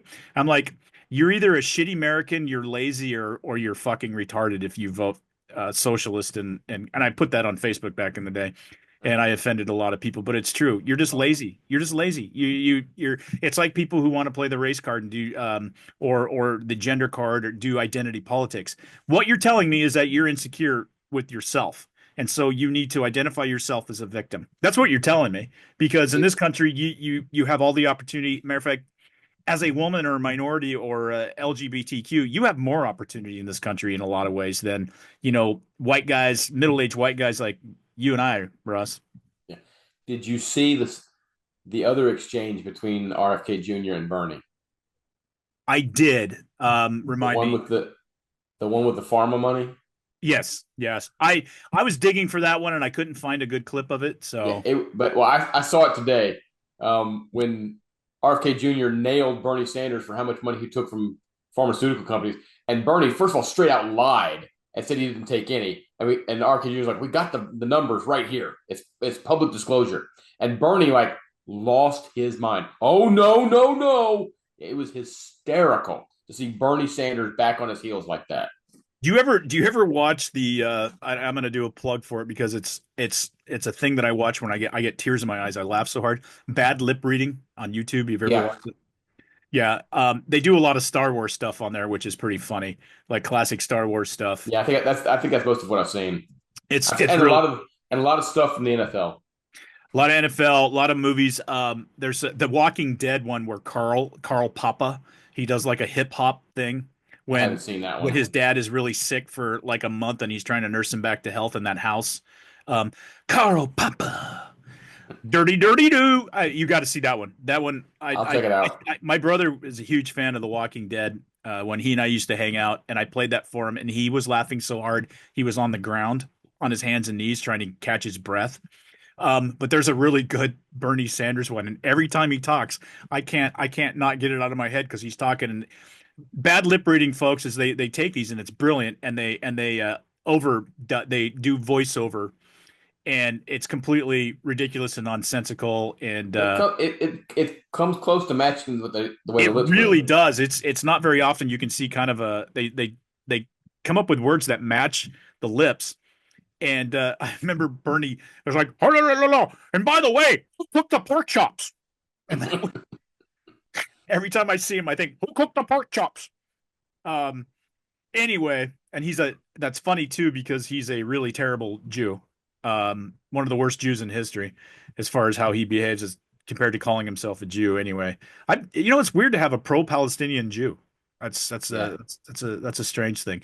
Let me. I think I got one last video to play. Let me see here.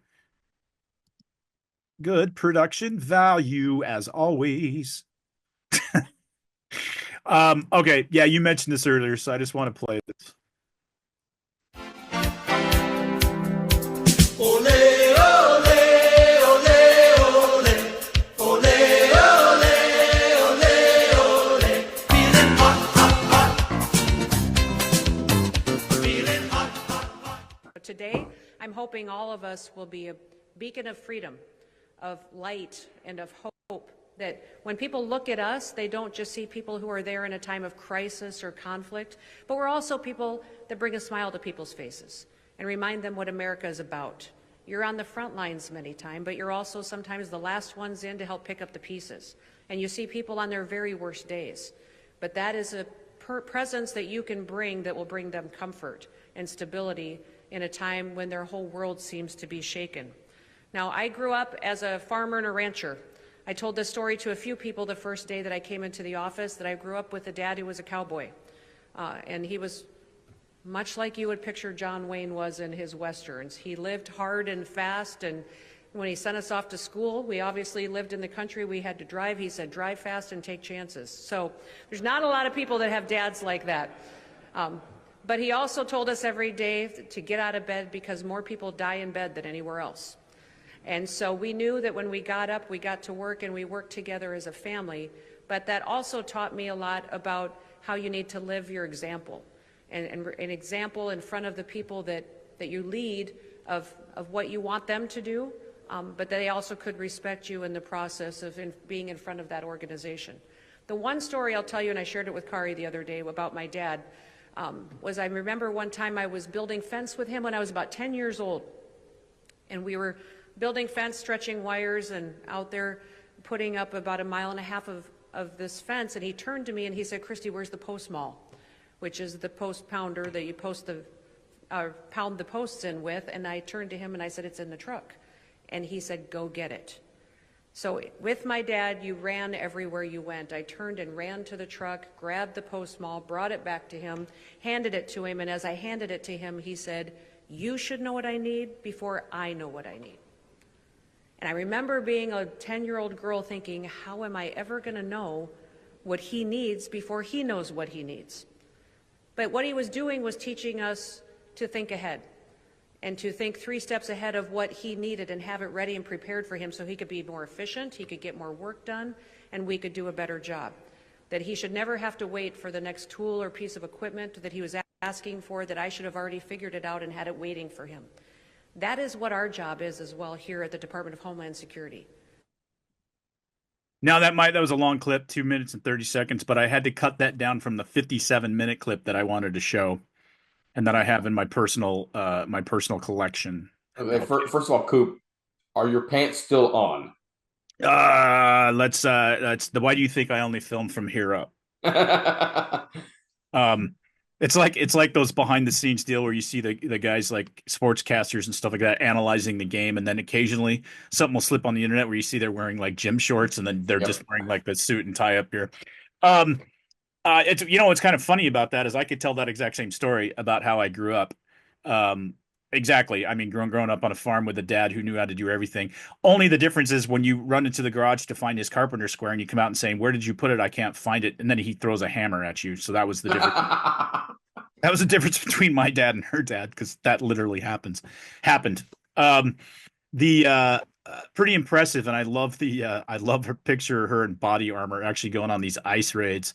Could you imagine Alejandro Mayorkas, the last Homeland Security Secretary? No. Doing that? No. What was it? Ruben talks about it. Was it Mayorkas or was it the what's the other puss head? The Attorney General.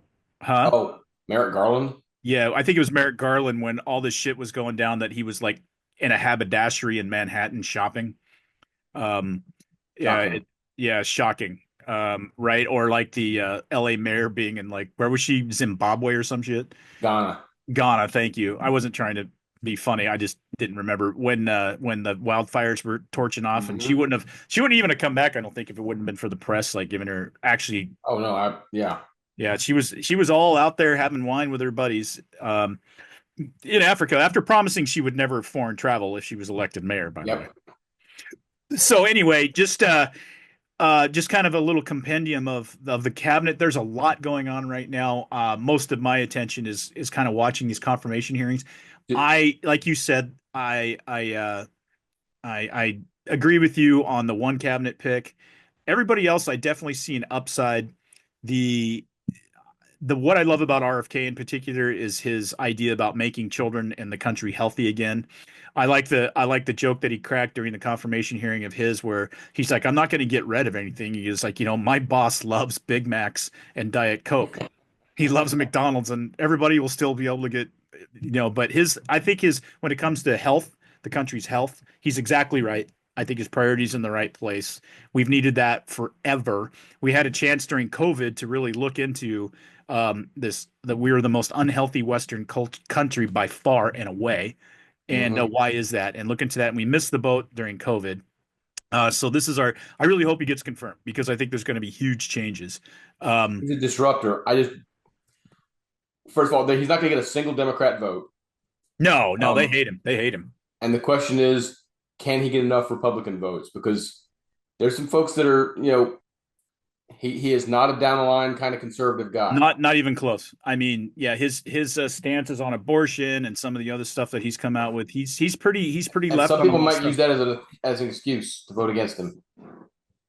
And see, I don't get that. I don't agree with him on a lot of stuff either, but I think he's a perfect man to put in the role that Trump wants him in, to be a disruptor and to turn our attention on stuff that we should have had our attention on the entire time. And it's pretty embarrassing when all of these European countries kick our ass in their population health, and we have sunk down the line in longevity. Oh, by the way, we're way behind like Asian countries and a lot of European countries as far as life expectancy. We used to be top, and now it's not even close. I think we're like 19th in the world right now.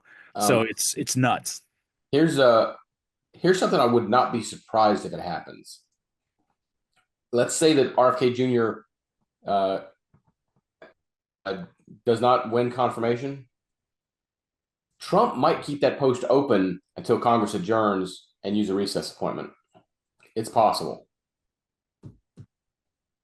The question is, does he want to, because then I think Congress is going to vote on it again when it comes back into session.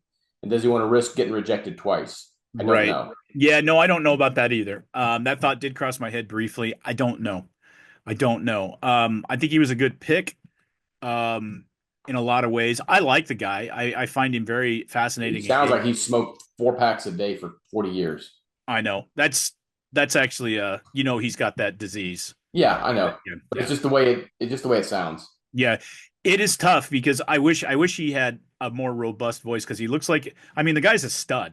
At his he's age, like jacked. He's jacked at his age. I mean, I'm sure he does TRT, testosterone replacement therapy, and so what? I mean, all that stuff. But the guy's jacked. He's a stud. He's very bright in a lot of ways. And I was actually really impressed that Trump brought him into the umbrella, or brought him into the tent, the Republican tent. And he's not a Republican. And my gal Tulsi, she's a pretty shitty Republican in some ways too, if you were going to judge it that way. I don't. But I judge her for her leadership. Yeah, and the fact that she's changed her viewpoint and is very upfront about it. And it's like, yeah, people evolve. I've changed my mind about this. I looked into it more. Kind of like JD Vance when he talks about how he feels about Trump. It's like, I said those things before I even knew Trump. Yeah. And I've completely changed my mind. And you can tell he completely admires his boss. You can tell. You can tell that. Before I forget, I actually meant to bring this up earlier when we were talking about Kash Patel. Did you see what Tom Tillis did today? I don't know. I don't. Maybe Tom Tillis he called it the Kash Patel bingo card. It was every kind of objection that Democrats were going to come up with. He had a bingo card ready to go, and he showed it to the camera. That's not. I'll have to look that up. up. I wish I'd have known. I would have thrown that on the pod tonight, but I didn't catch. That's fucking great. Yeah. And real quick, going back to Noem for a second, she talked about anticipating. That's something you and I, when we were field grade officers, had to do. That was expected, that you were supposed to know what your boss wanted before he wanted. I mean, I got to know several of my bosses that way, not all of them. There was one in particular when I was battalion XO that was too unpredictable and kind of a shitbag. But for the others, my boss, I got to the point where my boss in Iraq would come and say, "Hey, Russ, I need to do this," and I just hand it to him.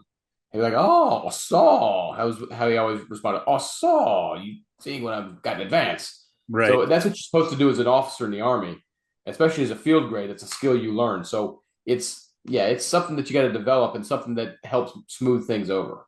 It does too. And I've had those bosses who, fairly rare in my career. My very last one was a guy who liked to hear himself talk, and he would bring things up that were like, "Yeah, I took a shit too. Of course I did that." And I can remember his big thing was, "All right, we need to do an assessment. We need to do an assessment." And it's like, the assessment was done 2 weeks ago, sir. Here you go. Here's what we came up with. Here's our 3 courses of action. We did a little abbreviated MDMP behind it. Well, sir, that's not your business to be in there. I'm the XO, and so this is my job. I run the staff. You sit in your office and do colonel things, and then I bring you in on critical decision points where you sign something that I came up with and make it look like it's yours. that's what good subordinates do for their bosses. They Yeah. make their bosses look good and do all the grunge work. And so I completely appreciate that. That gave me a kind of a, and I've listened to her speak quite a few times, but that gave me a new appreciation of her. That story she told, it's one of the reasons I put that on there because that's exactly how I grew up with a dad that was very demanding about stuff like that. He was more just kind of an asshole than trying to, I think, train my mind. But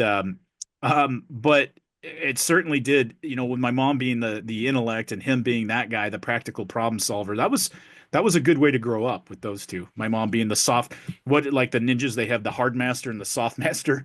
The old man was the hard master, my mom was a soft master. And that duality, like that meme I sent you guys today, where it's like you have two wolves inside you. Both gay. One is gay, the other is gay. You're gay. No, but it's like the traditional two wolf thing. It really is. And no, I was very impressed with that story, and that she gave quite a speech after that raid. And there was a lot more to it that I could have put up, but it was very impressive. And I like that she was saying, we want to show these people that we are concerned about the community and we're here to help people, not that we're just a bunch of, jackbooted people going into people's communities and arresting people. We need to promote ourselves. And I was like, nah, she was a great pick. I thought she was going to be a great pick. She's so well loved. I have relatives back in South Dakota that worship her. And she did crush her own political ambition She did. with the dog story. Yeah, well, I've had to put a couple of dogs down myself, and they Yeah, killed. but in the Nation of Dog Lovers, the way that she told it, not the No, brightest. she didn't tell that well. She didn't tell it well, but she's earning back her political stripes, I think, in this role, and she's such an impressive person. And I don't even mean the way she looks. That doesn't hurt. I mean, she's a beautiful, physically beautiful woman, but she's just fucking smart. And she's got those leadership qualities that are kind of rare in people where you just sense it and feel it every time she steps up and talks. So this isn't a pretty face that they hired to put in front of people. This is a substantial human being. And I realized how primitive this will make me sound. But I'm gonna say it anyway. Look at the difference between the folks on the Republican side, from Pam Bondi, Kristi Noem to Elise Stefanik, and then look at the folks who are over on the Democrat side. It's not really a good comparison there. I've been working on. I'll give you guys a sneak peek, not on here, but I've been working on a video called "Us versus Them," which addresses a lot of this, and it's going to be pretty hilarious. And it's going to be very illuminating when you watch the video and you go, "Wow." We knew that it wasn't just a clown show going on with the last administration. It was like a clown show where the clowns were actually meth manufacturers and they had like gay squirrels running all over their naked bodies. I have no idea where that analogy came up. I don't know either, but it sounded interesting. But yeah, and then they had peanut butter smeared all over the place too. And cake. Wow, this went down a rabbit hole real fast. Frosting. But when you take a step back and now you see what Trump has been doing and we're getting his cabinet together, and you compare to the DEI cabinet and all the judges and all this stuff, that these incompetent kooks who focused on fringe policies and fringe ideas instead of getting, as Gavin Newsom famously said to Adam Carolla, I like to work from small to big. And Adam Carolla's like, big to small is what you should be doing. Duh. You're the governor. Yeah. You remember in the Lean Six Sigma world, we called them quick wins. There's nothing wrong with getting some quick wins, but those are mainly to kind of establish process and build confidence in these teams that you're putting together, to deal with these projects.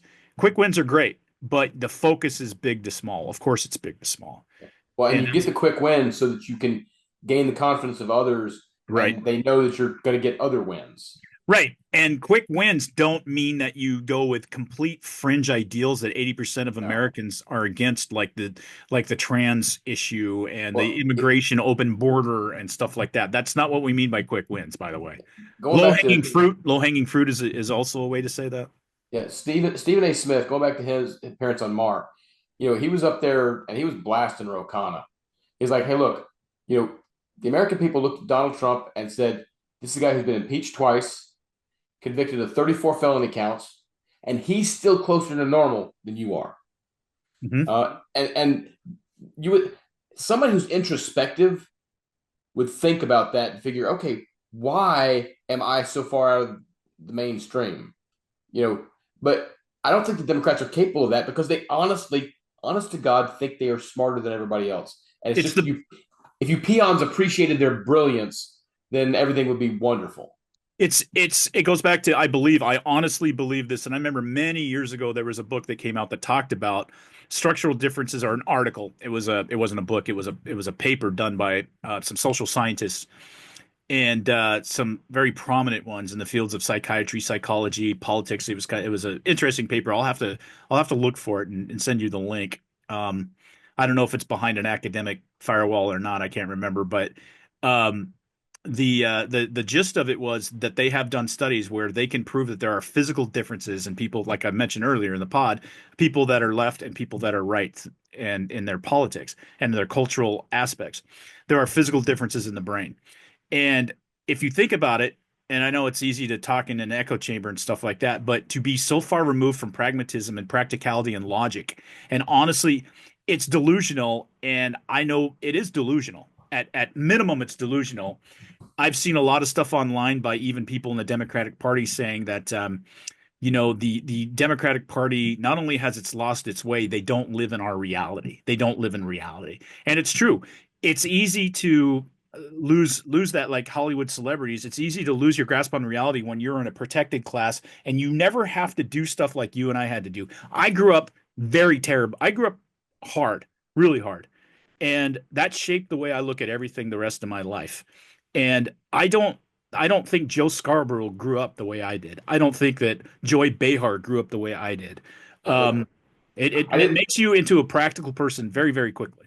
Yeah, I didn't grow up. I mean, I didn't have, it wasn't what you'd call a hard life in terms of being out on the ranch and stuff. My parents, tried to make sure that we were, we had some stuff, but we weren't rich. We had to make do with the hand-me-downs and the less money at the time.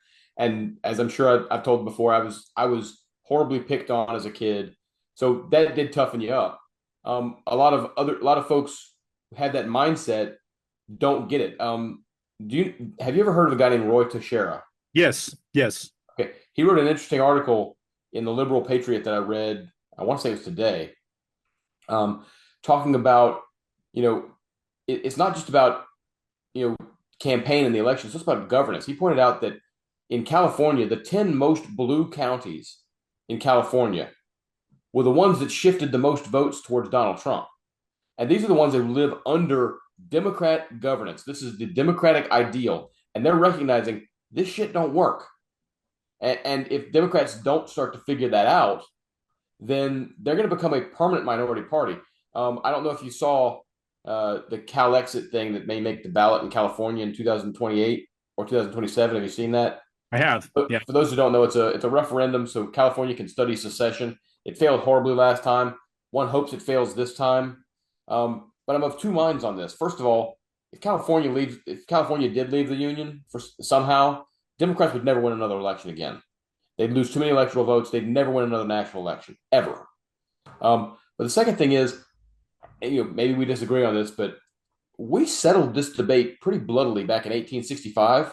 Mm-hmm. And a lot of people are like, well, we should have that debate again. I'm like, well, are you willing to have the 650,000 dead bodies again? Because that's what it cost last time in a country that was like a tenth the size we are now.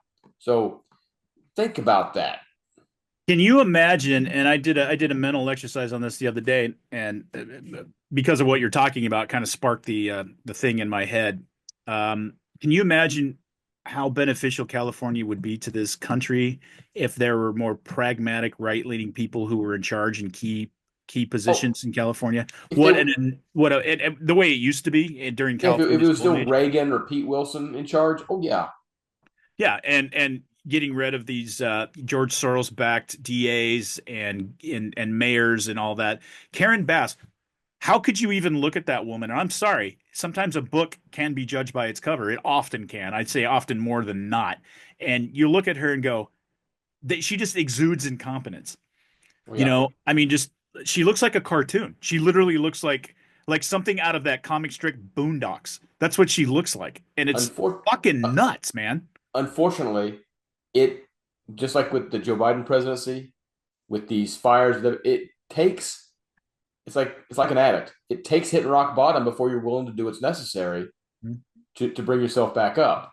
And as soon as there are good times in California again, that will be brought by a Republican at some point, they'll go right back to the old ways because you're fat, dumb, and happy. So they need to hit rock bottom. They've kind of started to, but I hate saying this. There's sometimes that you gotta suck on that fire hose of consequence at some point because it's just inevitable. It's not something you wish for somebody, but it's going to happen, and maybe it'll shake you out. Yeah, I agree with you. Hey, I'm sorry I was distracted for a second. Dana Lash was doing her Super Beats commercial, and I keep thinking her and Kristi Noem could be sisters. They really could. I see that. Yeah, so I don't know if I was given the devil's choice on that. What's the Sophie's choice?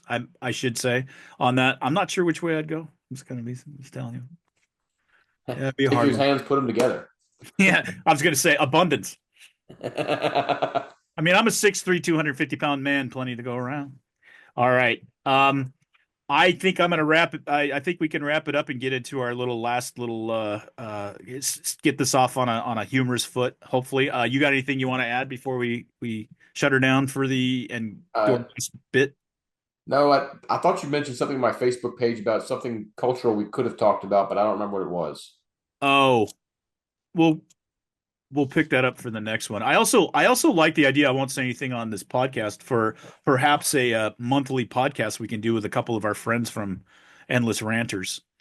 And I need to contact some of our military buddies again and being like, yeah, no kidding. I still need to get got solicited by that guy who's a military history writer. I still need to get you that link and get in touch with them again because I said I'd read it over the holidays and I did not.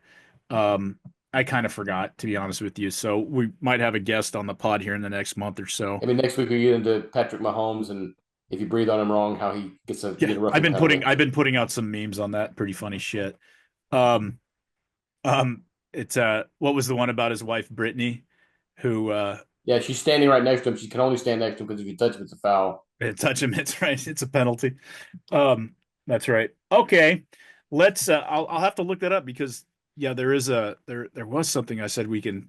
Yeah, I'm trying to see if I can find it right now. I don't know if it was a text or if it was on or if it was. No, it was. I remember it being on my Facebook page. Okay, I'm trying to see if I can find it right. Here it is. Here it is. We need to prep for this one. It was instead of remaking great movies, they should remake bad movies that were based on good stories but didn't meet expectations. Oh yeah. Because I was thinking about that the other day for some reason because I saw something and I'm like, oh. And I actually we got to prep for that one. I gotta do some brainstorming on that one. I'll have to. Which post was that on? That was on your Facebook post about what was that post about? It was an Ultimate 80s post. It's several down now. Okay, I'll look because I had a lot. I had a lot in my mind here. Okay, let's get into it. How many do you have? We're gonna do finish off with some dark and dad jokes, both on my part. So I got a few. I can probably match whatever you have. I think I've got, let's see, 1, 2. These are all out of my head too. So 1, 2, I didn't make them all up, but they're all out of my head. 1, 2, 3, 4, 5. I made up, I think, 2 of these. I could probably come close to that. Okay. Who wants to go first? You ready, Rochambeau? We're doing rock, paper, scissors? Yes. You ready? You froze up though. 1, 2, 3. 3. Me, I go first. I thought you were going to be the rock because of that forehead. Fuck, I already got one. What do I need to represent it? All right. So, Russ, if a man and woman need to get a marriage license to get married, what do lesbians need? What? A liquor license. Oh, God. Go ahead. Okay, here's one that's somewhat related to that. Okay, when 2 AIs fall in love with each other, what do they communicate on?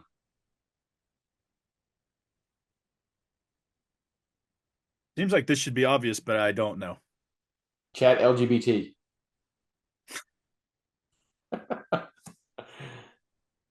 Alrighty then. Okay, here's a dad joke for you. Um, what does DNA stand for? Didn't ask. The National Dyslexic Association. Okay. That's not an original. That I did not write that one. I don't remember where I got it, but I know I didn't write that one. That's pretty funny. I also love the I saw it in a bathroom once. Every now and again, back in the day, remember when like bathroom graffiti, stall graffiti used to be a thing? Like and witty sayings. Um I saw the very first time I saw it was in a bathroom stall when I was like in junior high, and it was dyslexics untie. I've seen that, yeah. Yeah, that's pretty funny. Here I sit in smelly vapors, searching for the toilet paper. How much longer must I linger before I'm forced to use my finger? That was in a gas station in Morton. I saw that. Okay. Yeah. Anyway, your turn.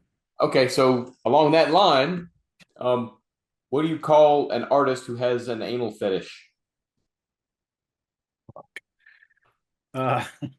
Weird how these things just naturally segue. I don't know. Picasso. That's terrible. That is terrible. Let's see. I've got three more. Okay. Yeah, I do. I'll save the one that I have to talk through Okay. for last. A couple other quick ones. Why are Thai women like a box of chocolates?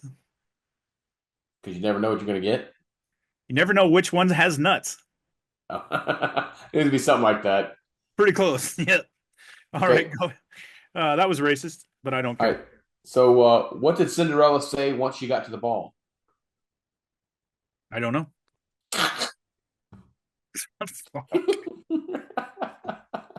How did I not see that one coming? Get it? I was half expecting you to get that one. See that one coming? See what I did? All right. I didn't give that one any thought. That's good. I like it. I think I made this one up. I'm not sure, but I think I made this one up when I was joking with some buddies years ago. Why does Batman's mask only cover half his face? Why? So the cops can see that he's white.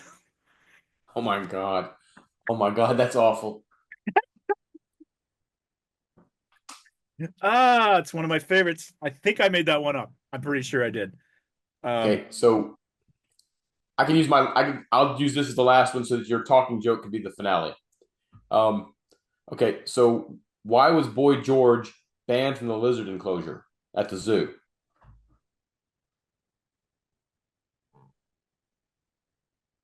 I don't know. Because he come on a chameleon. I was thinking it had something to do with that song, but I couldn't quite jump over that ledge there. With a come on a chameleon. Yeah. I can hear it. I can hear him doing it. All right. I brought it up on many podcasts. The worst TV show I ever saw was one of my favorite shows was The Fall Guy. And back in you know what I'm going to talk about. Majors.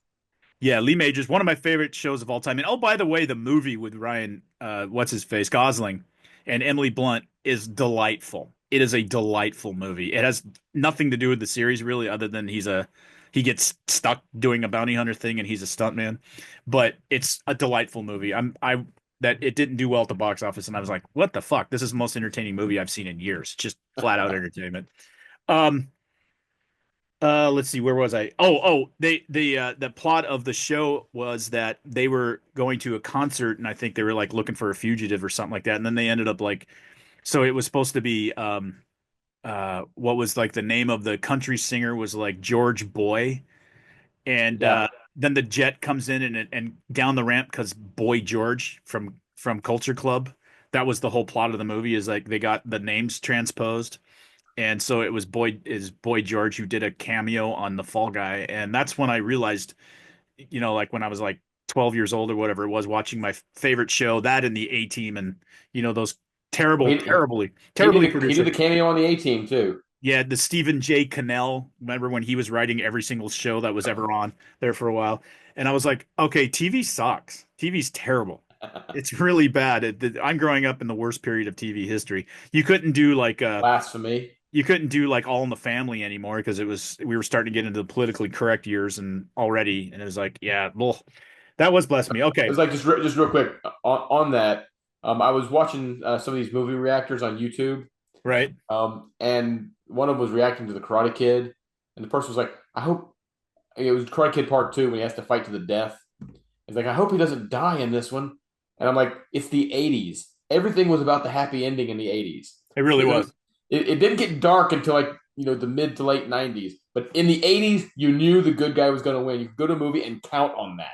Yeah, when I was in college, I had a brand new VCR and a color TV in my room because I was on scholarship, but I had a bunch of other like external scholarships, like National Merit Scholar and stuff like that. So I was like the only one that was going to the most expensive school in the state at the time, other than, well, there was one more expensive in the state and in the Tacoma, but totally on scholarship because I was a poor white kid from a farm boy from a logging town, but I was on scholarship and I would get a refund because of these other scholarships because the Army paid for everything. And plus the other scholarships came in. So I'd get a pretty substantial refund every semester. A lot. Nice. I mean, like $3,000, which is a lot for a college student not for a college. Yeah. Back then, as a college student. Oh yeah. Oh yeah. That was fine. That was gas money and I could buy some clothes and I could eat, in the eat out and not have to eat in the student union and all that stuff. But anyway, so I bought like a new stereo and I bought like a TV and a VCR and like all the Hawaii guys would come over every Friday night and we'd watch movies. And I can remember things started getting dark then because the movies like Bad Lieutenant and Miller's Crossing and some of those really deep, dark, it kind of shifted there like early 90s, late 80s, early 90s. Yeah. Other like if you go back and look at when we were having fun doing this retrospect, like 83, 84, 82, all the movies were like, oh boy, everything's going to turn out really happy. Oh yeah. Yeah. And it was that way on TV too. But the Back to the Futures. The only times it didn't was it was advertised in advance as a very special episode. Yeah. Yeah. Very special episode. Or I can remember this is still in my head. Tonight, a very powerful episode of Blossom. Yeah. I'm like, okay. For me, it was a very special episode of Growing Pains or Family Ties. You can't put those two things in a sentence. A very powerful episode of Blossom. Or tonight, a very powerful episode of Punky Brewster. Yeah. Okay, last joke from my point. So, fellow walks into his doctor's office, and the doctor says, "Hey, hi there. Yeah, what am I seeing you for today?" And he goes, "Well, doc, this might sound unusual, but I got a problem. My penis is so large that it pulls on my vocal cords and my voice sounds like this. And I would really like to have a normal voice. I was wondering if there's anything you could do." So doctor examines him and he goes, "Yeah, I think I could take about half this off. And it would be really help you out a lot." And he goes, "Okay, that's great." And so they go through the surgery. Guy comes out of the surgery okay. Goes back to the doctor for a follow-up about 2 weeks later and comes in and he goes, "Well, hello, doctor. Your surgery was incredibly successful. I even have a new career as a voiceover personality working for a TV station." And the doctor nods his head and he goes, "By the way, I was just curious. Did you keep what you took off my body anywhere, like in a jar or something? I'd like to look at it." And the doctor looks at him and he goes, "Well, I'm not sure where it is, but I'm sure it's around here somewhere." I knew that was coming. Yes, you did. That made me actually think of one more. Okay, go for it. Okay, so all right, so a guy goes to the doctor's office, and his doctor says, "Hey, look, dude, I'm sorry, we meant to get back with you months ago, but you've got this fatal condition." It's like, "How long do I got?" He says, "You got like less than 24 hours, dude. You're gonna be dead by 6 a.m. He goes home and he tells his wife, and they cry, and they go up to the bedroom and they make wild, passionate love.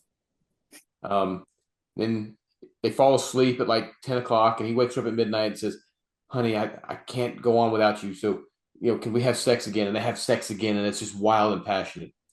And at 3:30 in the morning, he wakes up and he's like, "Honey, I don't have much time. Can we have sex just one more time so we can go out in heaven?" And his wife looks at him and says, "It's easy for you to say. You don't have to be up for work in the morning."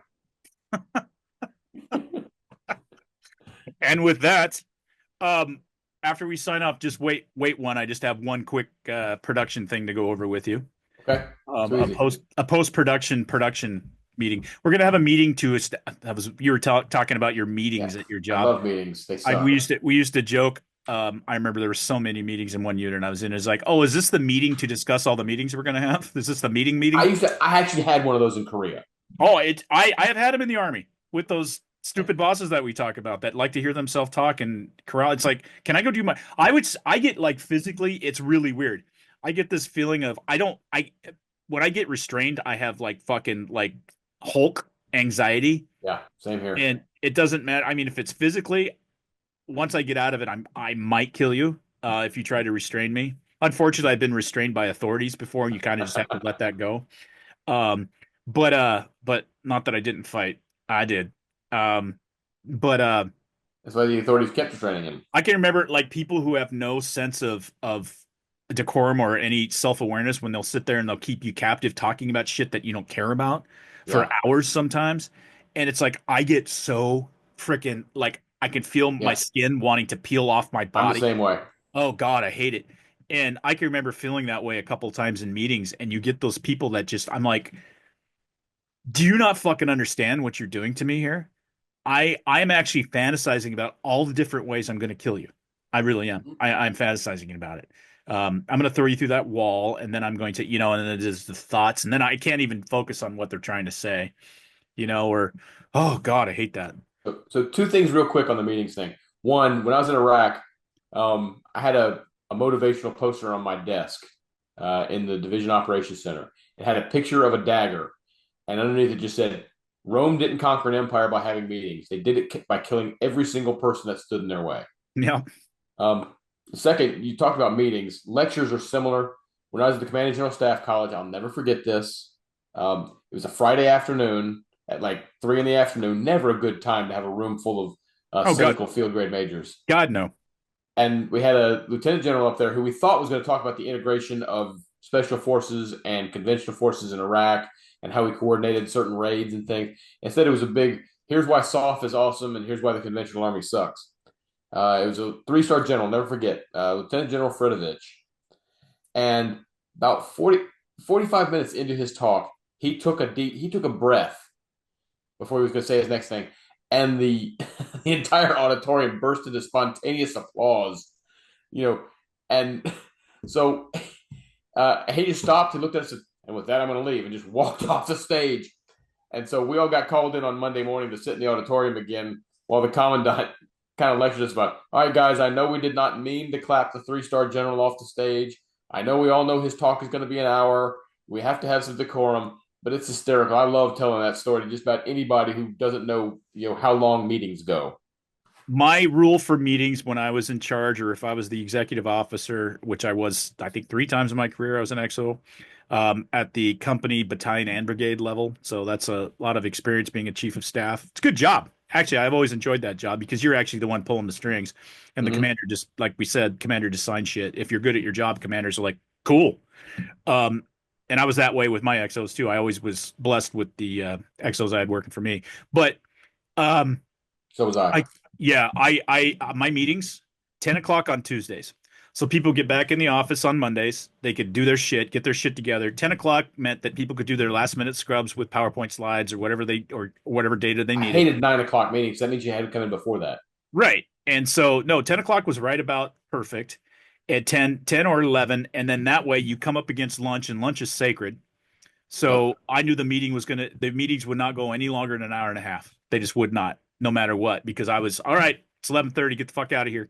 Go to the gym, go have your lunch. That is, I always gave that advice to people that I would advise and any meetings I controlled, it was 2 things. First of all, they never were allowed to start before 9:30 because you got to come in, you got to set up, you got to get final stuff done. Yeah. And second thing, if I controlled the meeting, it ended at an hour. I didn't care if you were in mid-sentence. At an hour, you were done. Yep, I would get and leave. Yeah, I hear you. It's easy to train a staff or when you're a commander, it's easy to train people to do that because they fucking appreciate it. And there's always one spring butt in the crowd, and then by peer pressure, you train that person too. You don't even really have to say anything. Yeah. You'll hear people go, "All right, we got lunch in 5 minutes. Hurry the fuck up." I mean, peer pressure will crush those people after you establish that battle rhythm. I also had a rule and I did this intentionally to impart a lesson. When I was at Sac State, when I was at UC Davis and Sac State, I would come over for the staff meeting with the MS4s at Sac State. Do you remember this? Yeah, I do. Yeah, absolutely. Well, the meeting started at 10 o'clock. And that's when it started. And there was this one time that the cadets showed up late, about half of them, and I had locked the door. I remember that. Like 5 of the cadets in there.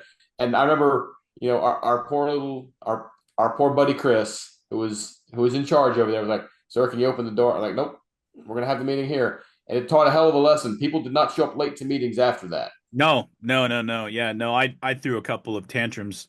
Yeah, and I did that on purpose because I told them, when you get in the Army, you can't be doing this time as a construct thing. Your boss will fillet you if you do that. Yeah. No, God, no. I always tell and the civilian folks that I've done some crossover work for and consulted work, and I introduced the concept of LD, and I said there is one major sin in the United States Army: you do not miss LD. You do not miss that ever. There's no excuse. For you civilians, that means cross the line of departure.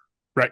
That's when the operation starts, because the United States Army is so advanced in how we run operations. Everything is carefully synchronized, and you got to hit your trigger points and everything, your phase lines and all that stuff. And you can't miss that shit because you got units to your right and left that are on the same. They're counting on you.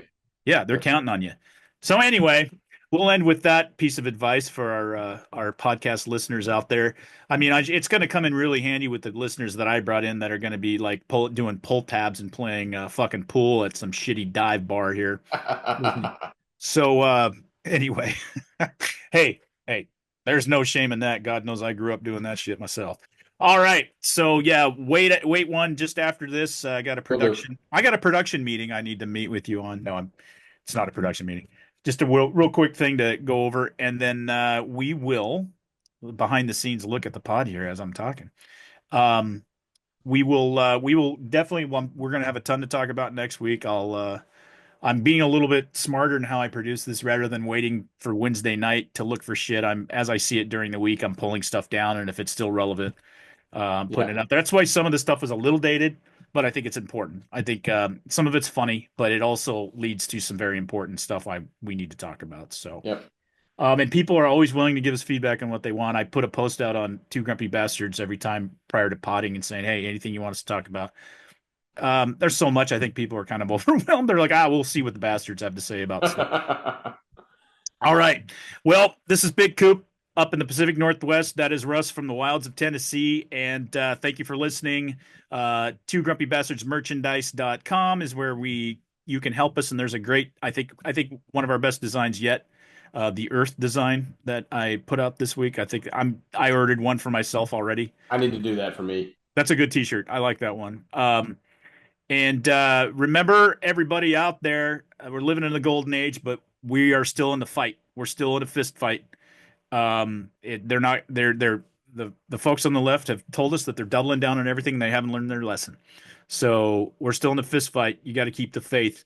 And most of all, remember to keep your focus and stay wokeless. Well, hey, everybody, this is Coop, the handsome and debonair one of the Two Grumpy Bastards podcast. Not to mention I'm the only one that's an actual bastard. Google that shit. Don't, actually. Hey, I'm here to do a shameless plug for our merchandise. You can find us at twogrumpybastardsmerchandise.com. We got a whole bunch of new merchandise in. I think you'll like some of the new choices. There's some pro-Second Amendment. There's some anti-Washington State Governor stuff on there. I think you'll really appreciate it. New stuff coming all the time. I have 2 great designs in the works, so please, to support this podcast, that's one of the easiest ways to do it. We're also on Etsy. Yeah, I know, Etsy. You can find our products on eBay as well. Storm King Mercantile is the name of the store there that fronts us. And there's many, many other ways to support this podcast, of course. We have a Patreon page, same thing, Two Grumpy Bastards. We certainly would appreciate you following us on Instagram. Most of you probably know we have a Facebook page, Two Grumpy Bastards Podcast. We have a lot of fun over there, a lot of frivolity, a lot of memes, and a lot of hard-hitting news. believe it or not. A lot of great people in that group. Also, all of the social media outlets, including now on TikTok. You can find us there. And one of the things that I really wanted to tell you is if you have any feedback for Russ, especially because he kind of sucks, feel free to email us at twogrumpybastards@gmail.com. That's the easiest way to get a hold of us, or you can always leave us a comment or an IM on, or DM, I should say. See, I'm so savvy. I'm so savvy. On our Facebook page. So we really appreciate you listening or watching us over there on YouTube as well. And we hope you do both, because Russ is something to look at. I said something. I didn't say something really great to look at. Anyway, thanks for listening. This is your intrepid, amazing, and grateful host of the Two Grumpy Bastards podcast, Coop. Remember, keep your focus and stay wokeless.